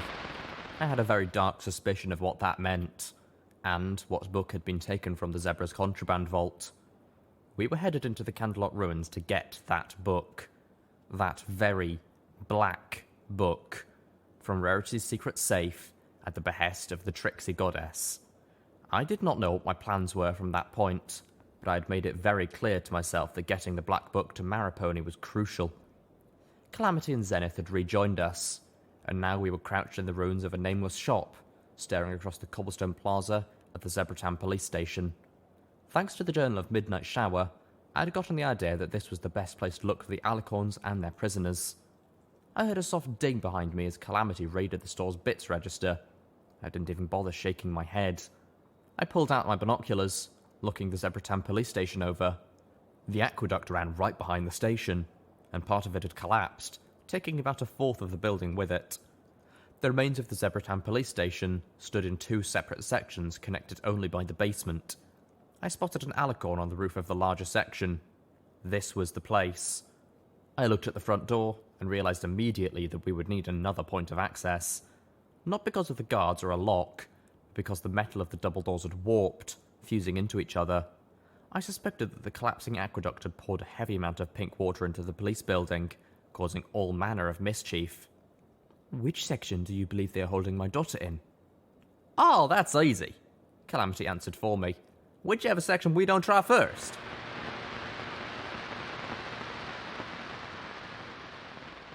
From the Journal of Midnight Shower, Day 28. My efforts to find the little shop that sells zebra ceremonial masks have again been thwarted by a combination of obscure locale and conflicting directions. To an extent, I can understand and forgive the zebras for the aggravation. Any business steeped in the heritage of their native land would increase the negative perception of equestrian zebras, and likely become a magnet for the attacks like the one yesterday. I was able to encourage a young buck to speak with me in return for my discretion involving a transaction between himself and several falls wherein inhalers were exchanged for bits. Not only do I have a possibly more accurate description of the store's locale, but the buck also divulged a few slippery tenets of the Stripes' mindsets regarding Princess Luna. For example, according to zebra folklore, the Princess Luna's madness and depths of evil could only be explained by, and he said this in a derisive tone, clearly scoffing at such superstitions, external forces.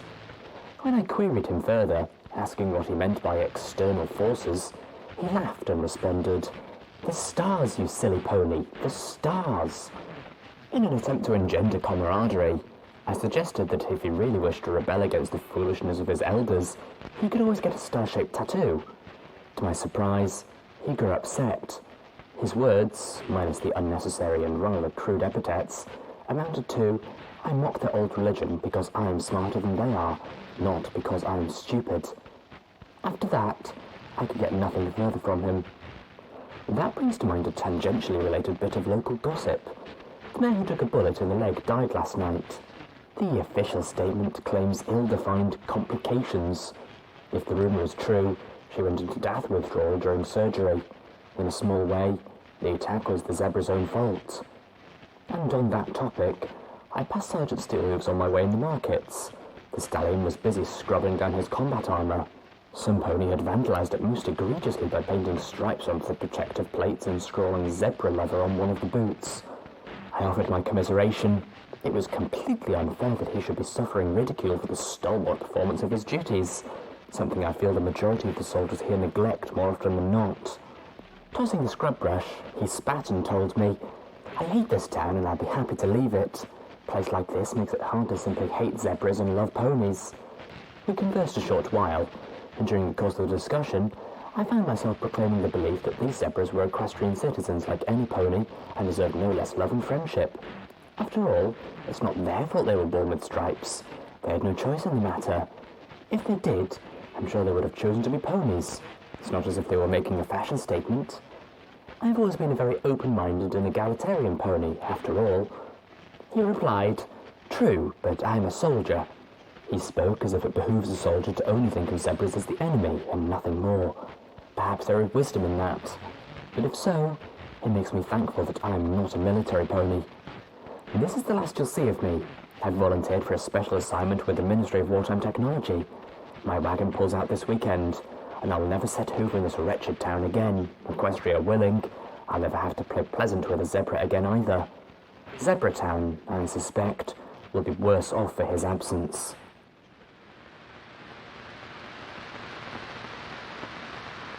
I stopped reading, my ears perking at the sound of exploding missiles at least 2 blocks away. I whispered a quick prayer for Steelhooves. Surely the mighty Alicorn hunter wouldn't have difficulty taking down one Alicorn. I hoped, and quickly chided myself for worrying. Steelhooves was the most resilient ghoul pony creature thing in the entire damn wasteland. I should have more faith in my friends. But still, I worried for their safety any time a plan called for anyone other than me to be the one taking the risks alone. Calamity would probably clop me upside the head if he knew what I was thinking. Well, Homage would. Well, actually, Homage would probably clop me someplace else and make me like it. And I really shouldn't be thinking about things like that at a time like this. Focus, Littlepip, focus! Calamity, Xenith and I pushed through what had once been an interior door in the upper floor of the Zebratown police station. The collapse had left the door exposed to the outside, giving us our point of ingress. Pylite flew in behind us silently. At this point, our efforts relied on stealth, so Steelhooves had volunteered to draw away the rooftop alicorn as we snuck inside. I found myself struggling to both like and dislike Midnight Shower. I suppose it didn't matter either way. The pony was long dead. Maybe I cared because the Royal Astronomer had been given the amazing gift of enjoying the presence of Celestia and Luna personally.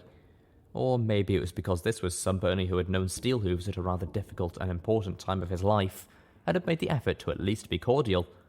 However, the pony's civil bigotry continuously jarred me, and to think this was a member of the royal castle. Before leaving him behind, I'd asked Steelhooves about his first time in Zebratown, letting him know that the journals from the ravaged hut had mentioned his name. The attempted assassination of Princess Celestia and the heroic death of Big Macintosh struck deeply at every pony. Amongst those affected, the worst were those of us in Big Macintosh's company, after the Battle of Shattered Hoof Ridge. Steelhooves had told me. Princess Luna had ordered all the soldiers involved to be stationed closer to the heart of Equestria and away from the front lines for at least half a year. A reprieve from the war, combined with the offer of counselling. His assignment had been in Zebratown, keeping the peace. There were faint hints of pink in the room beyond. The effects were minimal, making me feel vaguely sick rather than the swift and cloying death that the concentrated pink we had experienced in the bathhouse. Still, we had to move swiftly. I prayed the alicorns weren't keeping prisoners in a contaminated section. If so, the zebras we were here to rescue were probably already dead. The first room opened into a narrow hallway. Calamity spread his wings, only to have them hit the walls on either side. Well, that just ain't fair, he grumped. Stupid zebra architecture. He looked to Xenith apologetically. No offense. None taken. We crept forward, moving from one room to the next. Pylite and I took the lead, my self-levitation allowing me to clear away tripwires and disarm pressure plates that the alicorns had set up all over the upper floor. Again, the alicorns' tactics struck me as unusual. I heard voices up ahead, the strangely majestic voices of the pseudo-goddesses. Only this time, the voices were strangely different. I couldn't put my hoof on exactly why. I waved a hoof at those behind me, motioning them to stay back, and I slowly crept forward, listening. "We have enough striped ponies, right?" one of them said. "We have..." She beat her hoof on the floor 8 times. "That many." "No, we have this many," another said, hoof-tapping 7 times. "The scrawny one died when they went through the pink below, remember?" "All the striped ponies are scrawny," the first complained. "Let us just take those who we have and leave this goddess-forsaken place." There was something odd about the way they referred to themselves. Hell, the whole conversation was bizarre. "We hate it here." I froze, realizing a whole damn wing of the creatures were in the room right next to me. I started to back up, trying to think of another way around. We couldn't fight them, particularly not in such cramped quarters. We were thoroughly fucked. "This goddess-forsaken place makes us remember things. I hate remembering things," the third voice continued, and all at once I realized why their voices sounded strange. I wasn't hearing them in my head, just with my ears. "Last night, I remembered I used to be a buck." Luna spanked my withers. The pink cloud was messing with their telepathy. They were cut off from the goddess's influence here. No wonder Trixie needed us as her agents in Canterlot. Then the other who fell. The Canterlot ruins were supposed to be full of alicorns, and those alicorns didn't know we were supposed to be friendlies. We were all sorts of fucked. I turned back, motioning the others back down the hall.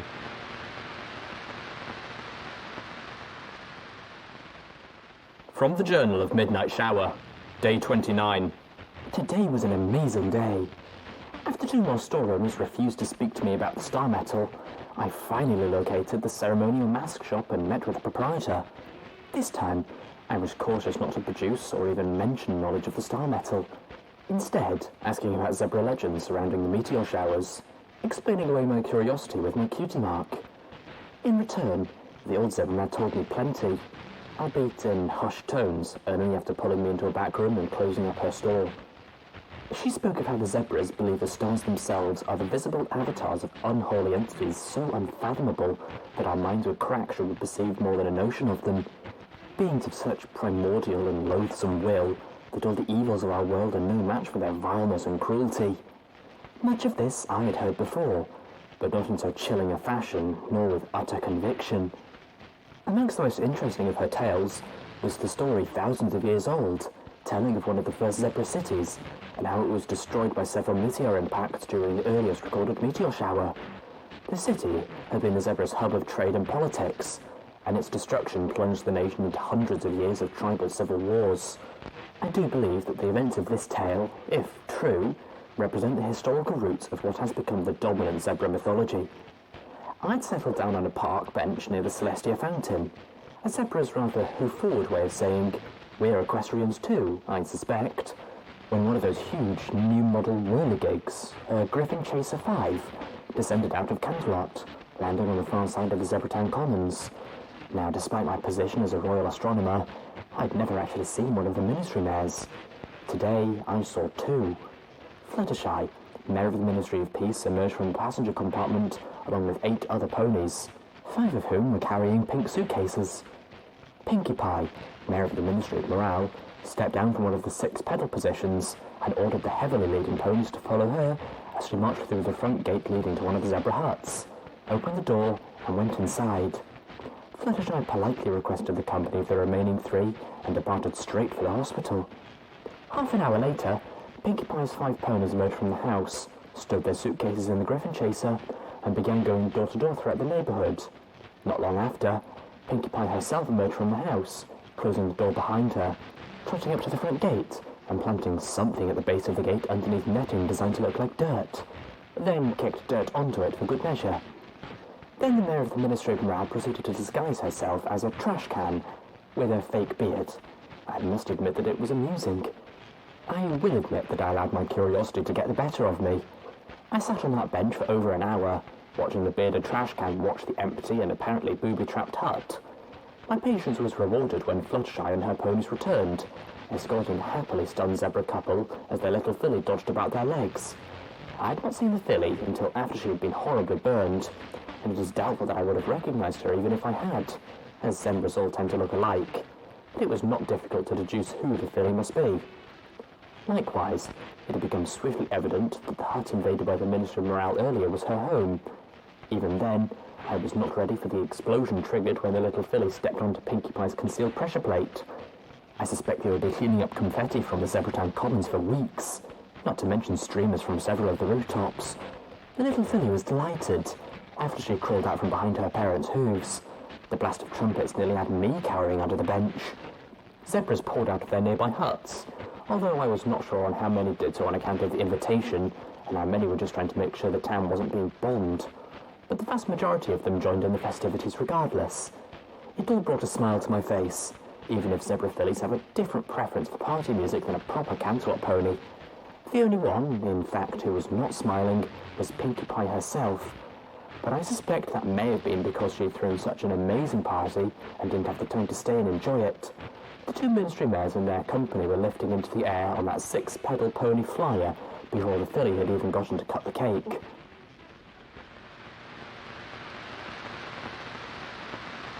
I crouched at the lock of the Zebratown police station's contraband vault, thinking as I worked. Pinkie Pie took surprise parties to a whole new level. I found myself thinking of the party trap on the roof of the GRHAS building, wondering what sort of party she might have been setting up. Welcome back, sorry the alligators bit your leg party for one of the actuary's staff perhaps. Or merely a birthday party for some pony working there. Maybe just a birthday party for one of the alligators. I shook my head. No, I couldn't even imagine Pinkie Pie throwing a party for an alligator. That would just be silly. The tumblers fell into place, and the door opened. I stepped inside, turning on the light of my pip-buck and taking a deep breath as I enjoyed the stale but pink-free air inside.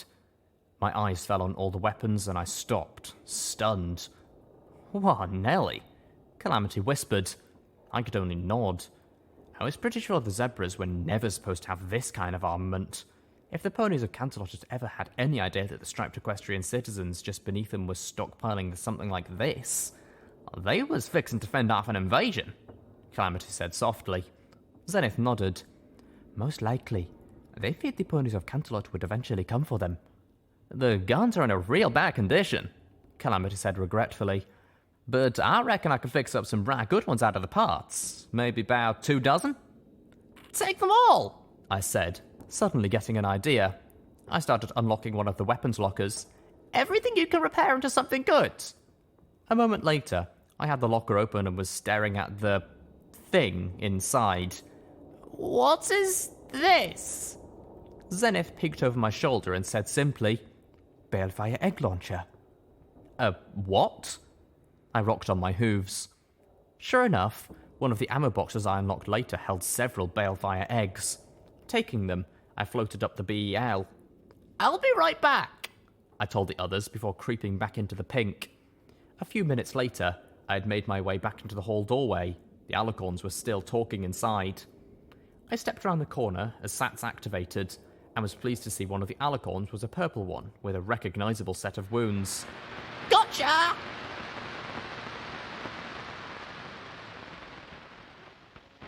From the Journal of Midnight Shower, Day 32. I received an official decree from Princess Luna today in response to my latest reports. By this document of authority, signed by the princess herself, the local constabulary is required to let me interview any prisoner in its custody. I noticed an oddness about the town. It was as if the entire place was abandoned. All the stores were mysteriously closed. I proceeded directly to the Zebratown police station, only to find the doors shut and locked from the inside. It occurred to me that today must be some zebra holiday. Considering the dark and ominous tones to most of their mythology, it does stand to reason that their holidays would be sombre and fearful affairs. Although even then, the closing of the police officers seems exceptional. Ponies would never shut down any vital services just because of a date on a calendar.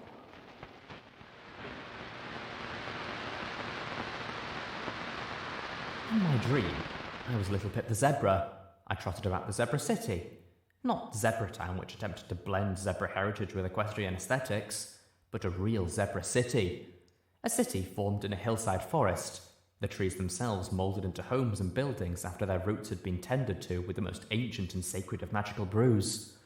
The homes were marked with the masks of friendship and welcome, and there were no fences, just carvings blessing the home and warding off monsters. Gardens of vegetables and herbs stretched around each home, and flasks hung from the branches.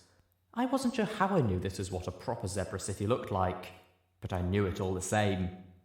I looked up at the bright starry night and smiled at the moon. My eyes caught a streak in the sky. I blinked, unsure of what I had seen. But then there was another. One of the stars had fallen from the sky. I heard gasps and murmurs from the other zebras around me. I had not been the only one to see it. Other zebras, my friends and neighbours, were staring up into the sky. Their eyes were wide as more stars fell, some of them streaking through the air towards us before winking out. One particularly bright star fell from the heavens and did not wink out. Instead, it slammed into our forest village in a flash of light and sound and dirt, blasting apart homes and shaking the ground beneath us. The stars were attacking us. Another star fell from the sky, tearing a great fiery swathe through the city, murdering dozens of my fellow zebras. Now there was panic. The streets were filled with my neighbours as they fled their huts, not knowing which way to run. I felt the ground shake from another impact. The forest was burning now. I looked up, horrified, my hooves refusing to move as I was glued to the ground. Another star, the brightest yet, tore from its rightful place in the night sky, shooting down right at me.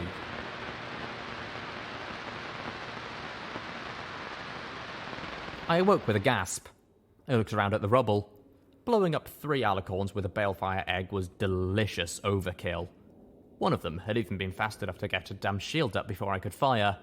Didn't help one damn bit. But I had been unprepared for how big the explosion would be. I'd been cautious, aiming for the wall behind the alicorns. That wall was no longer there, nor was the floor or the ceiling. The room that the alicorns had occupied, as well as the rooms to each side, had now become a gaping maw open to the rain. I had fired and dived back behind the wall. The wall had been blown into the hallway, collapsing and trapping me between it and the other. I checked the medical assist spell and was surprised to find that, while battered and bruised, nothing was broken. I was lucky that I wasn't a smear. I looked around. The BEL lay crushed under a chunk of wall. It was worthless now, although Calamity might be able to strip parts from it to repair another should we ever find one. I concentrated, wrapping the concrete chunk in a levitation field and lifting it away. I took the BEL, then used my levitation to make the broken wall weightless and pushed it away. I was dragging myself out from under the floating rubble when Pyrelight landed next to me. Calamity and Xenith not far behind. Calamity was dragging a huge sack full of weapons.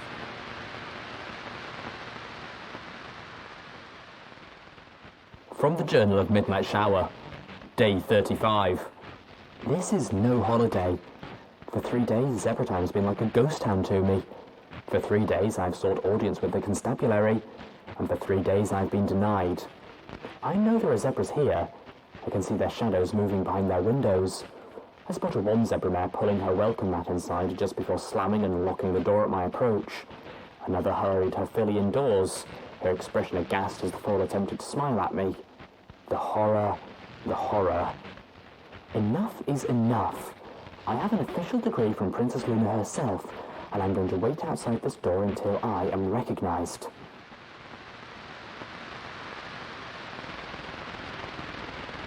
We waited at the bottom of the stairwell for Calamity. Our Pegasus friend was using the gaping hole I had blown in the side of the police station to fly out and stash everything he and Xenith had taken from the vault.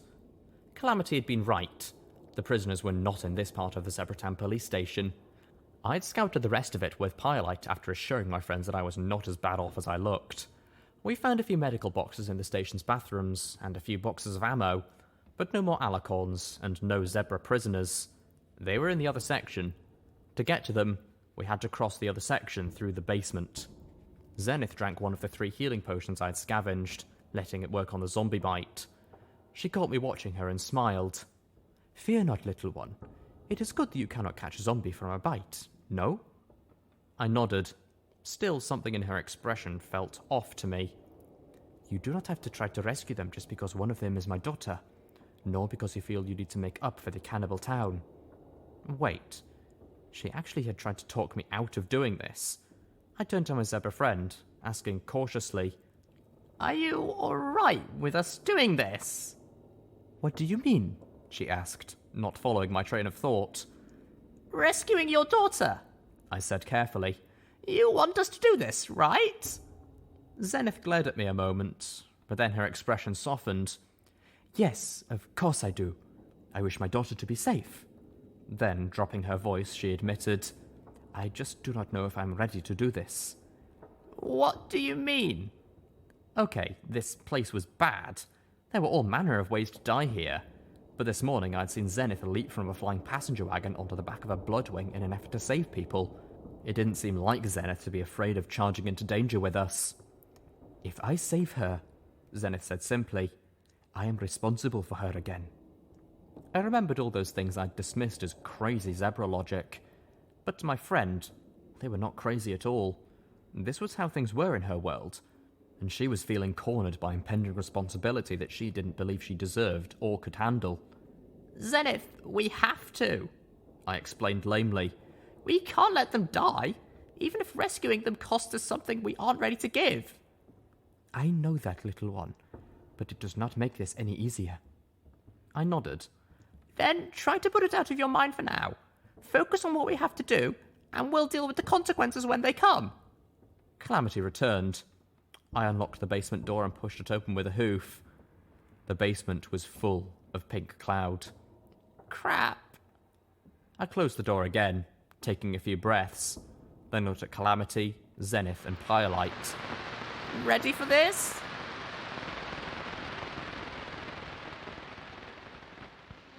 From the Journal of Midnight Shower, Day 36.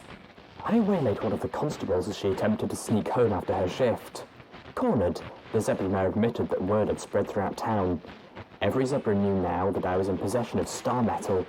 Worse, they'd somehow surmised that it was a fragment of Nightmare Moon's armor which I brought with me from Canterlot. I was immediately anxious, knowing that the proliferation of this information would put the valuable heirloom entrusted to me in great danger of theft. The next words of the strapped constable, however, revealed that the reverse was true.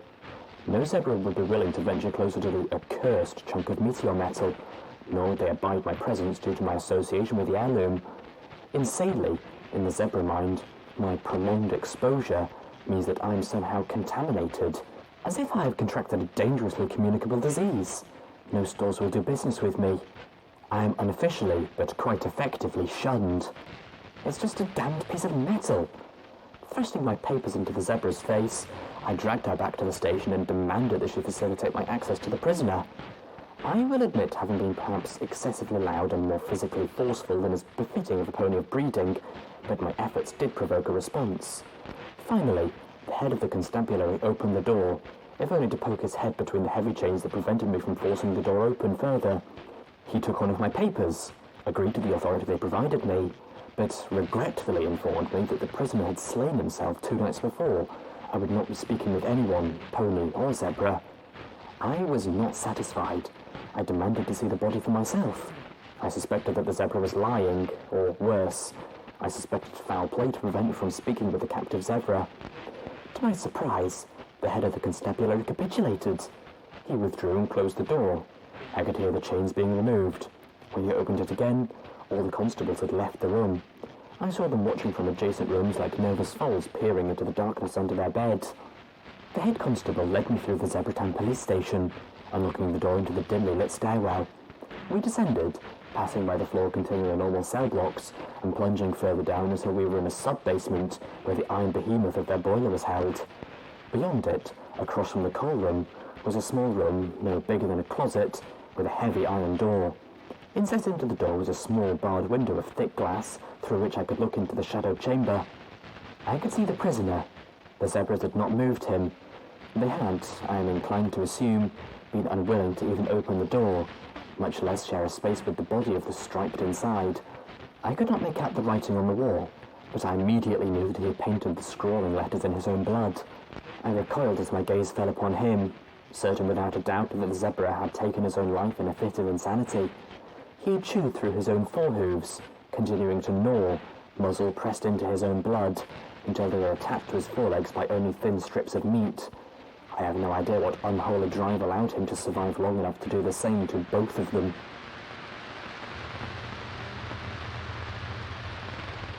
The cell was midway through the basement. By the time we reached it, my heart was threatening to seize, and my lungs refused to work. My head was being ripped apart, and my flesh felt like it was trying to peel away from my meat. I couldn't make it to the far end, and I knew I couldn't make it back. But the cell was free of the pink. All I had to do was unlock it. I fumbled, screaming in agony, and tried again. My companions pressed close, dying. This time, the door opened. We all stumbled inside. The torture melted away, but my EFS was flashing all the worst messages.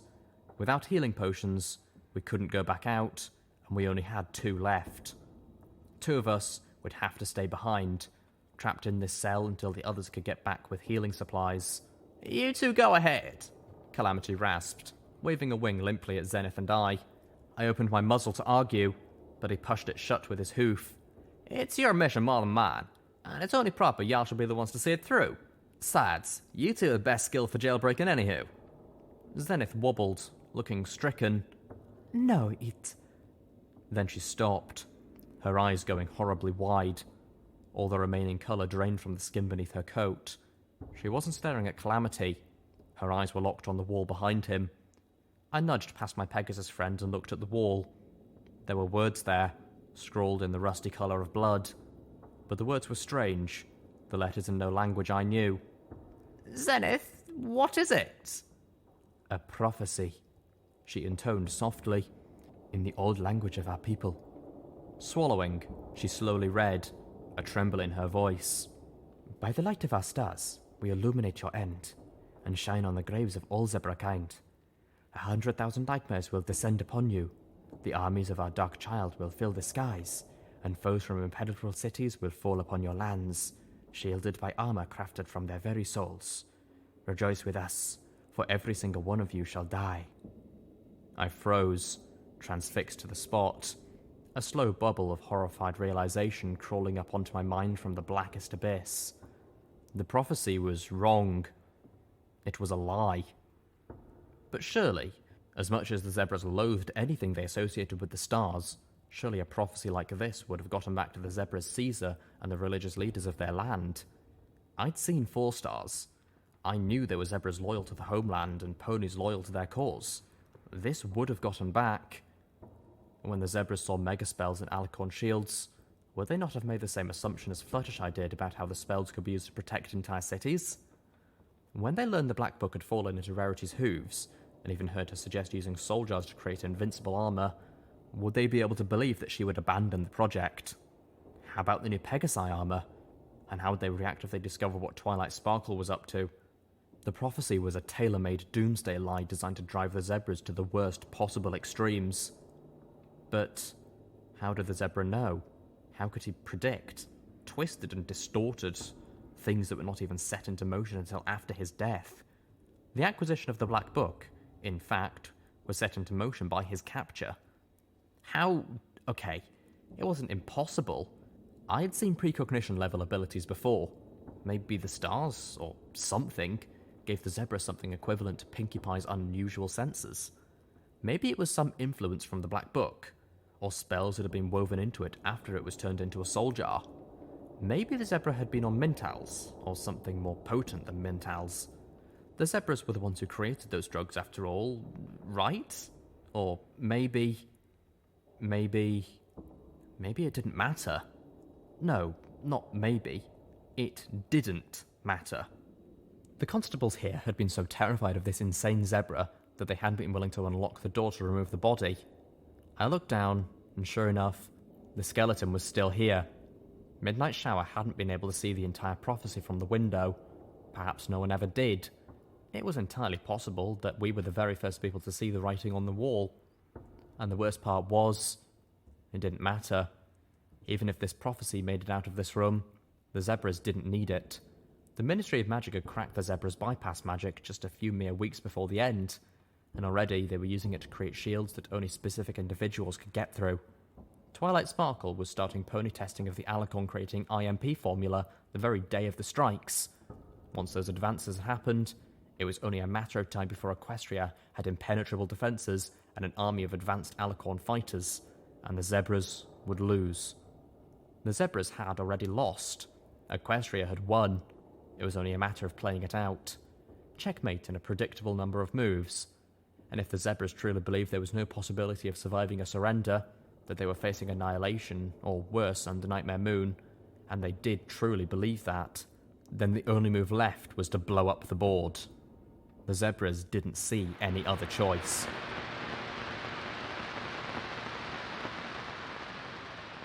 From the Journal of Midnight Shower, Day 36, Addendum. I've almost finished packing. There is no point pursuing my research here. I'll get no more cooperation from the zebras of Zebratown. To my dismay, not even Daisy will respond to my knocking. Although I suppose she could be legitimately out of town. It doesn't matter. I've sent a message ahead to Princess Luna, informing her of my failure and my imminent return. I've ordered a royal chariot to pick me up in just under 2 hours. That should be enough time to pack up this terminal and the last of my possessions. I want to be rid of this place and back in my own bed before midnight. And there was the knock on the door. It would appear my ride is early. Well, they will have to wait, but I will not make them wait long. And now they've upgraded their knocking to banging. Now I worry that Princess Luna is disappointed with me and wishes to see me before I have time to pack. Or perhaps have invitations to a soiree in Canterlot and fear I will make them unfashionably late. Doesn't matter. I've decided that I don't really need a lot of this junk anyway. I can always buy new things once I'm back in the lap of society and reasonable ponies. Actually, all I really need are these things already in my bags, as well as the heirloom's lockbox and this terminal. I'll be ready to go as soon as I've finished writing this entry and I've shut.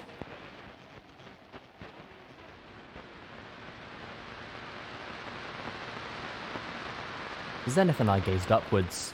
The entire stairwell on this side of the building had collapsed, taking a fair bit of each floor with it.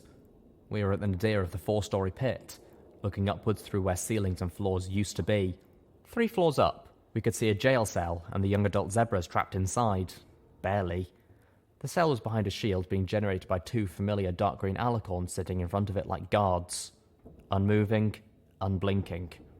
On the floor above, 3 more alicorns stood watch. Well, at least the pink cloud hadn't seeped into this part of the building and become trapped here. I was still getting nasty medical warnings on my EFS, despite having found a couple more healing potions in the constable's locker room medical box and imbibed one. Xenith drank the other. I felt slightly bad for not saving it, but by the time the 2 of us made it out of the basement, we couldn't have rescued any zebras if we hadn't found those 2 potions. We would be needing to rescue ourselves. I really hated the pink cloud. 5 alicorns. Fuck. I should have seen this coming. Alicorns normally work in groups of 3. There were 3 in the other wing, 1 on the roof. That meant at least 2 more. And 5 made even more sense. How the hell were we supposed to do this? There was no way to sneak up to the cage, and we were hardly in prime fighting condition. I was working on a brilliant plan. I almost had the start of one when I heard Xenith gasp softly. Zephyr! I eeped in surprise as Xenith's teeth bit down on my mane and she threw me onto her back. The zebra charged into the view of the alicorns, shouting a battle cry. One after the other, the 3 alicorns ignited their shields and jumped down, swooping towards us. Xenith turned and ran, but not far. Hold on, little one.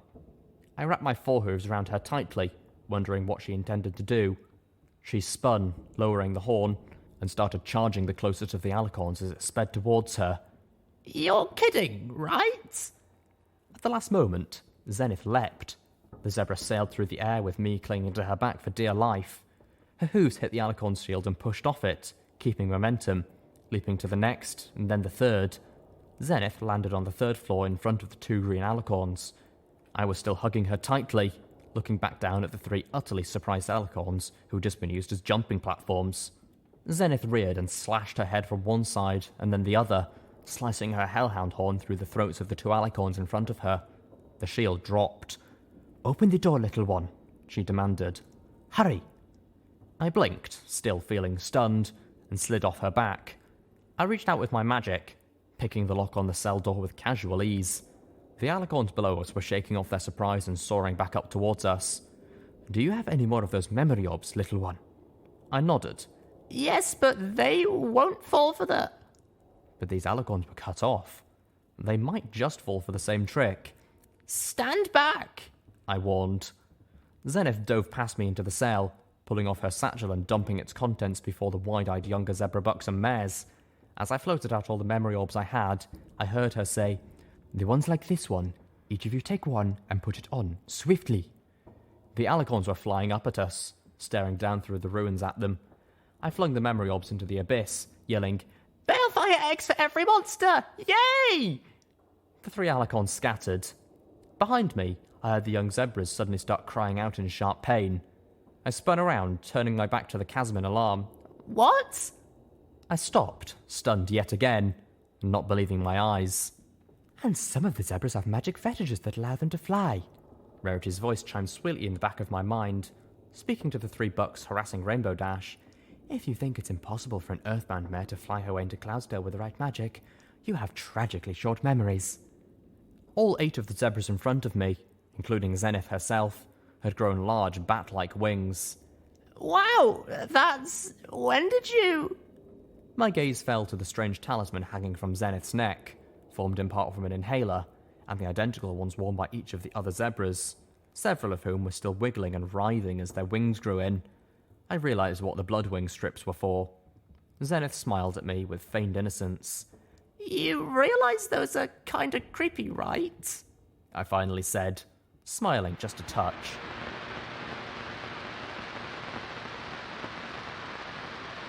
Once again, I was riding Xenith's back, this time with my forelegs wrapped around her neck as her wings flapped to either side of me.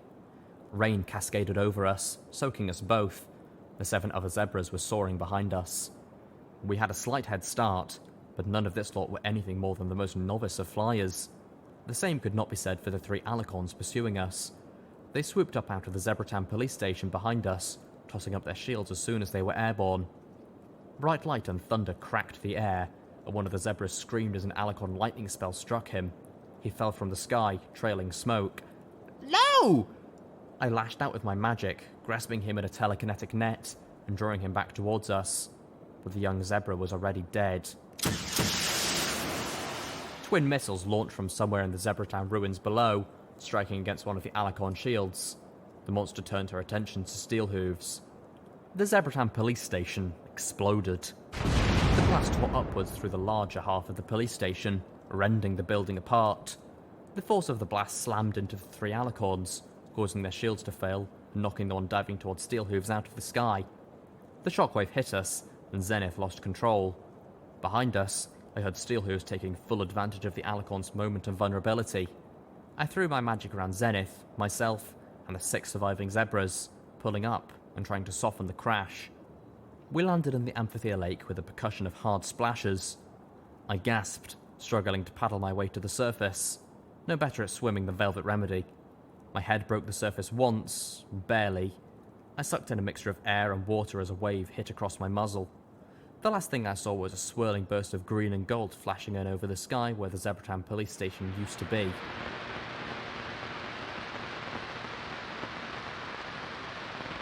You did what? Velvet Remedy shrieked.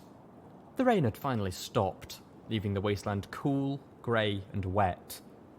There were no rainbows, but the air had a fresh smell that was utterly pleasant. It was our 2nd day back. We had arrived late in the evening, just after the rainstorm had ended.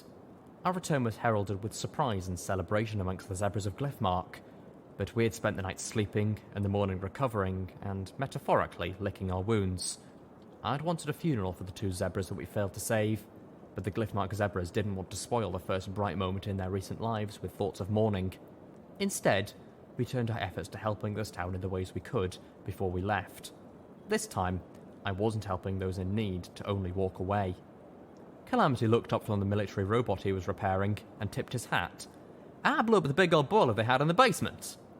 Steelhooves worked alongside Calamity, accessing the robot with his magically powered armour through a Pip-Buck technician tool I'd let him borrow. The Appletax Ranger was reprogramming each of the robots in the Angel lot that Calamity could get working right, and turning them into guards for the town of Glyphmark. Velvet Remedy stammered, looking utterly aghast. "Hey, I knew I couldn't make it to either of the exits, but I figured I could make it 3 yards from the cell to the boiler, throw all the right switches and turn all the right knobs, and make it back into the cell before keeling over." He grinned sheepishly, adding, "And, you know, open the furnace up so Pilot could fly inside." Pilot cooed happily. Of the lot of us, she was the best for wear, having been nicely incinerated in a fire of her own making. Why? Well, I figured Littlepip and Xenith had their saddles full as was, and I didn't want to make any point of getting dead trying to save us, Calamity explained. So, I thought, hey, a boil explosion is mostly steam, ain't it? And we seen how the rain washes away the pink cloud. So I reckon a steam explosion would clear the basement of cloud real quick. But you could have been killed. Well, the cell looked real sturdy. I figured it would hold. Calamity grinned, blushing. 'Cause we got a hell of a bigger bang than I was expecting. Good thing the blast went mostly straight up. That's insane! Velvet Remedy stomped, trapped between relief that Calamity was alive and the desire to strangle him for enacting such a reckless plan. The soft voice of Zephyr intoned, That is the friend of yours whose name is Calamity, right? Xenith trotted past Calamity with Zephyr and several of the other town zebras in tow. Her daughter stared at the Pegasus as they passed, and Calamity tipped his hat forward and bowed. Pleased to meet you, Miss Zephyr. Xenith was leading the group of zebras down into the labs beneath Angel Bunny Pharmaceuticals. I wasn't sure how I felt about Xenith teaching the town of Glyphmark how to manufacture Dash, but I'd given in to her argument that the town needed something so they could sell to merchants in exchange for food and supplies. This was her way of trying to be responsible for them. We were losing Xenith, but only for a short while. She was going to stay behind in Glyphmark, spending some time with her daughter and helping the Glyphmark tribe while the rest of us tackled the Canterlot ruins. The Canterlot ghoul paused in his work, looking up at Calamity. How did you know the boiler would still work? I kinda counted on it not working right, actually. That's kinda how you get them to explode. Velvet turned and hissed at Pyrelight. I can't believe you would take part in something so insane. The Balefire Phoenix looked slightly abashed, but no less proud of herself. Velvet Remedy tossed her mane back, stuck her nose in the air and harumphed. I listened to them, a smile on my face, then turned back to the zebras standing in a line next to me. Each was wielding one of the firearms Calamity had rebuilt from the mess of weapons we had scavenged from the police station's contraband vault. Now, watch closely, I instructed, beginning their first lesson on marksmanship and firearm safety. They looked at me intently, eager to learn how to defend themselves in their town. For the first time in the goddesses knew how long, there was a sense of hope in Glyphmark.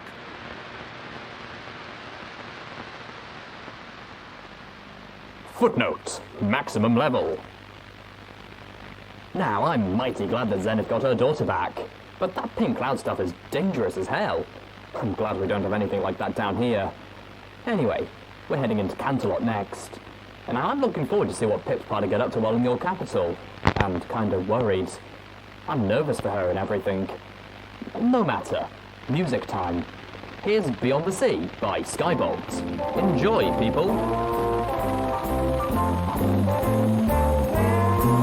Somewhere beyond the sea, somewhere waiting for me, I see them waiting on blackened shores and watch all the ships that go flying. Somewhere beyond the sea, she's there watching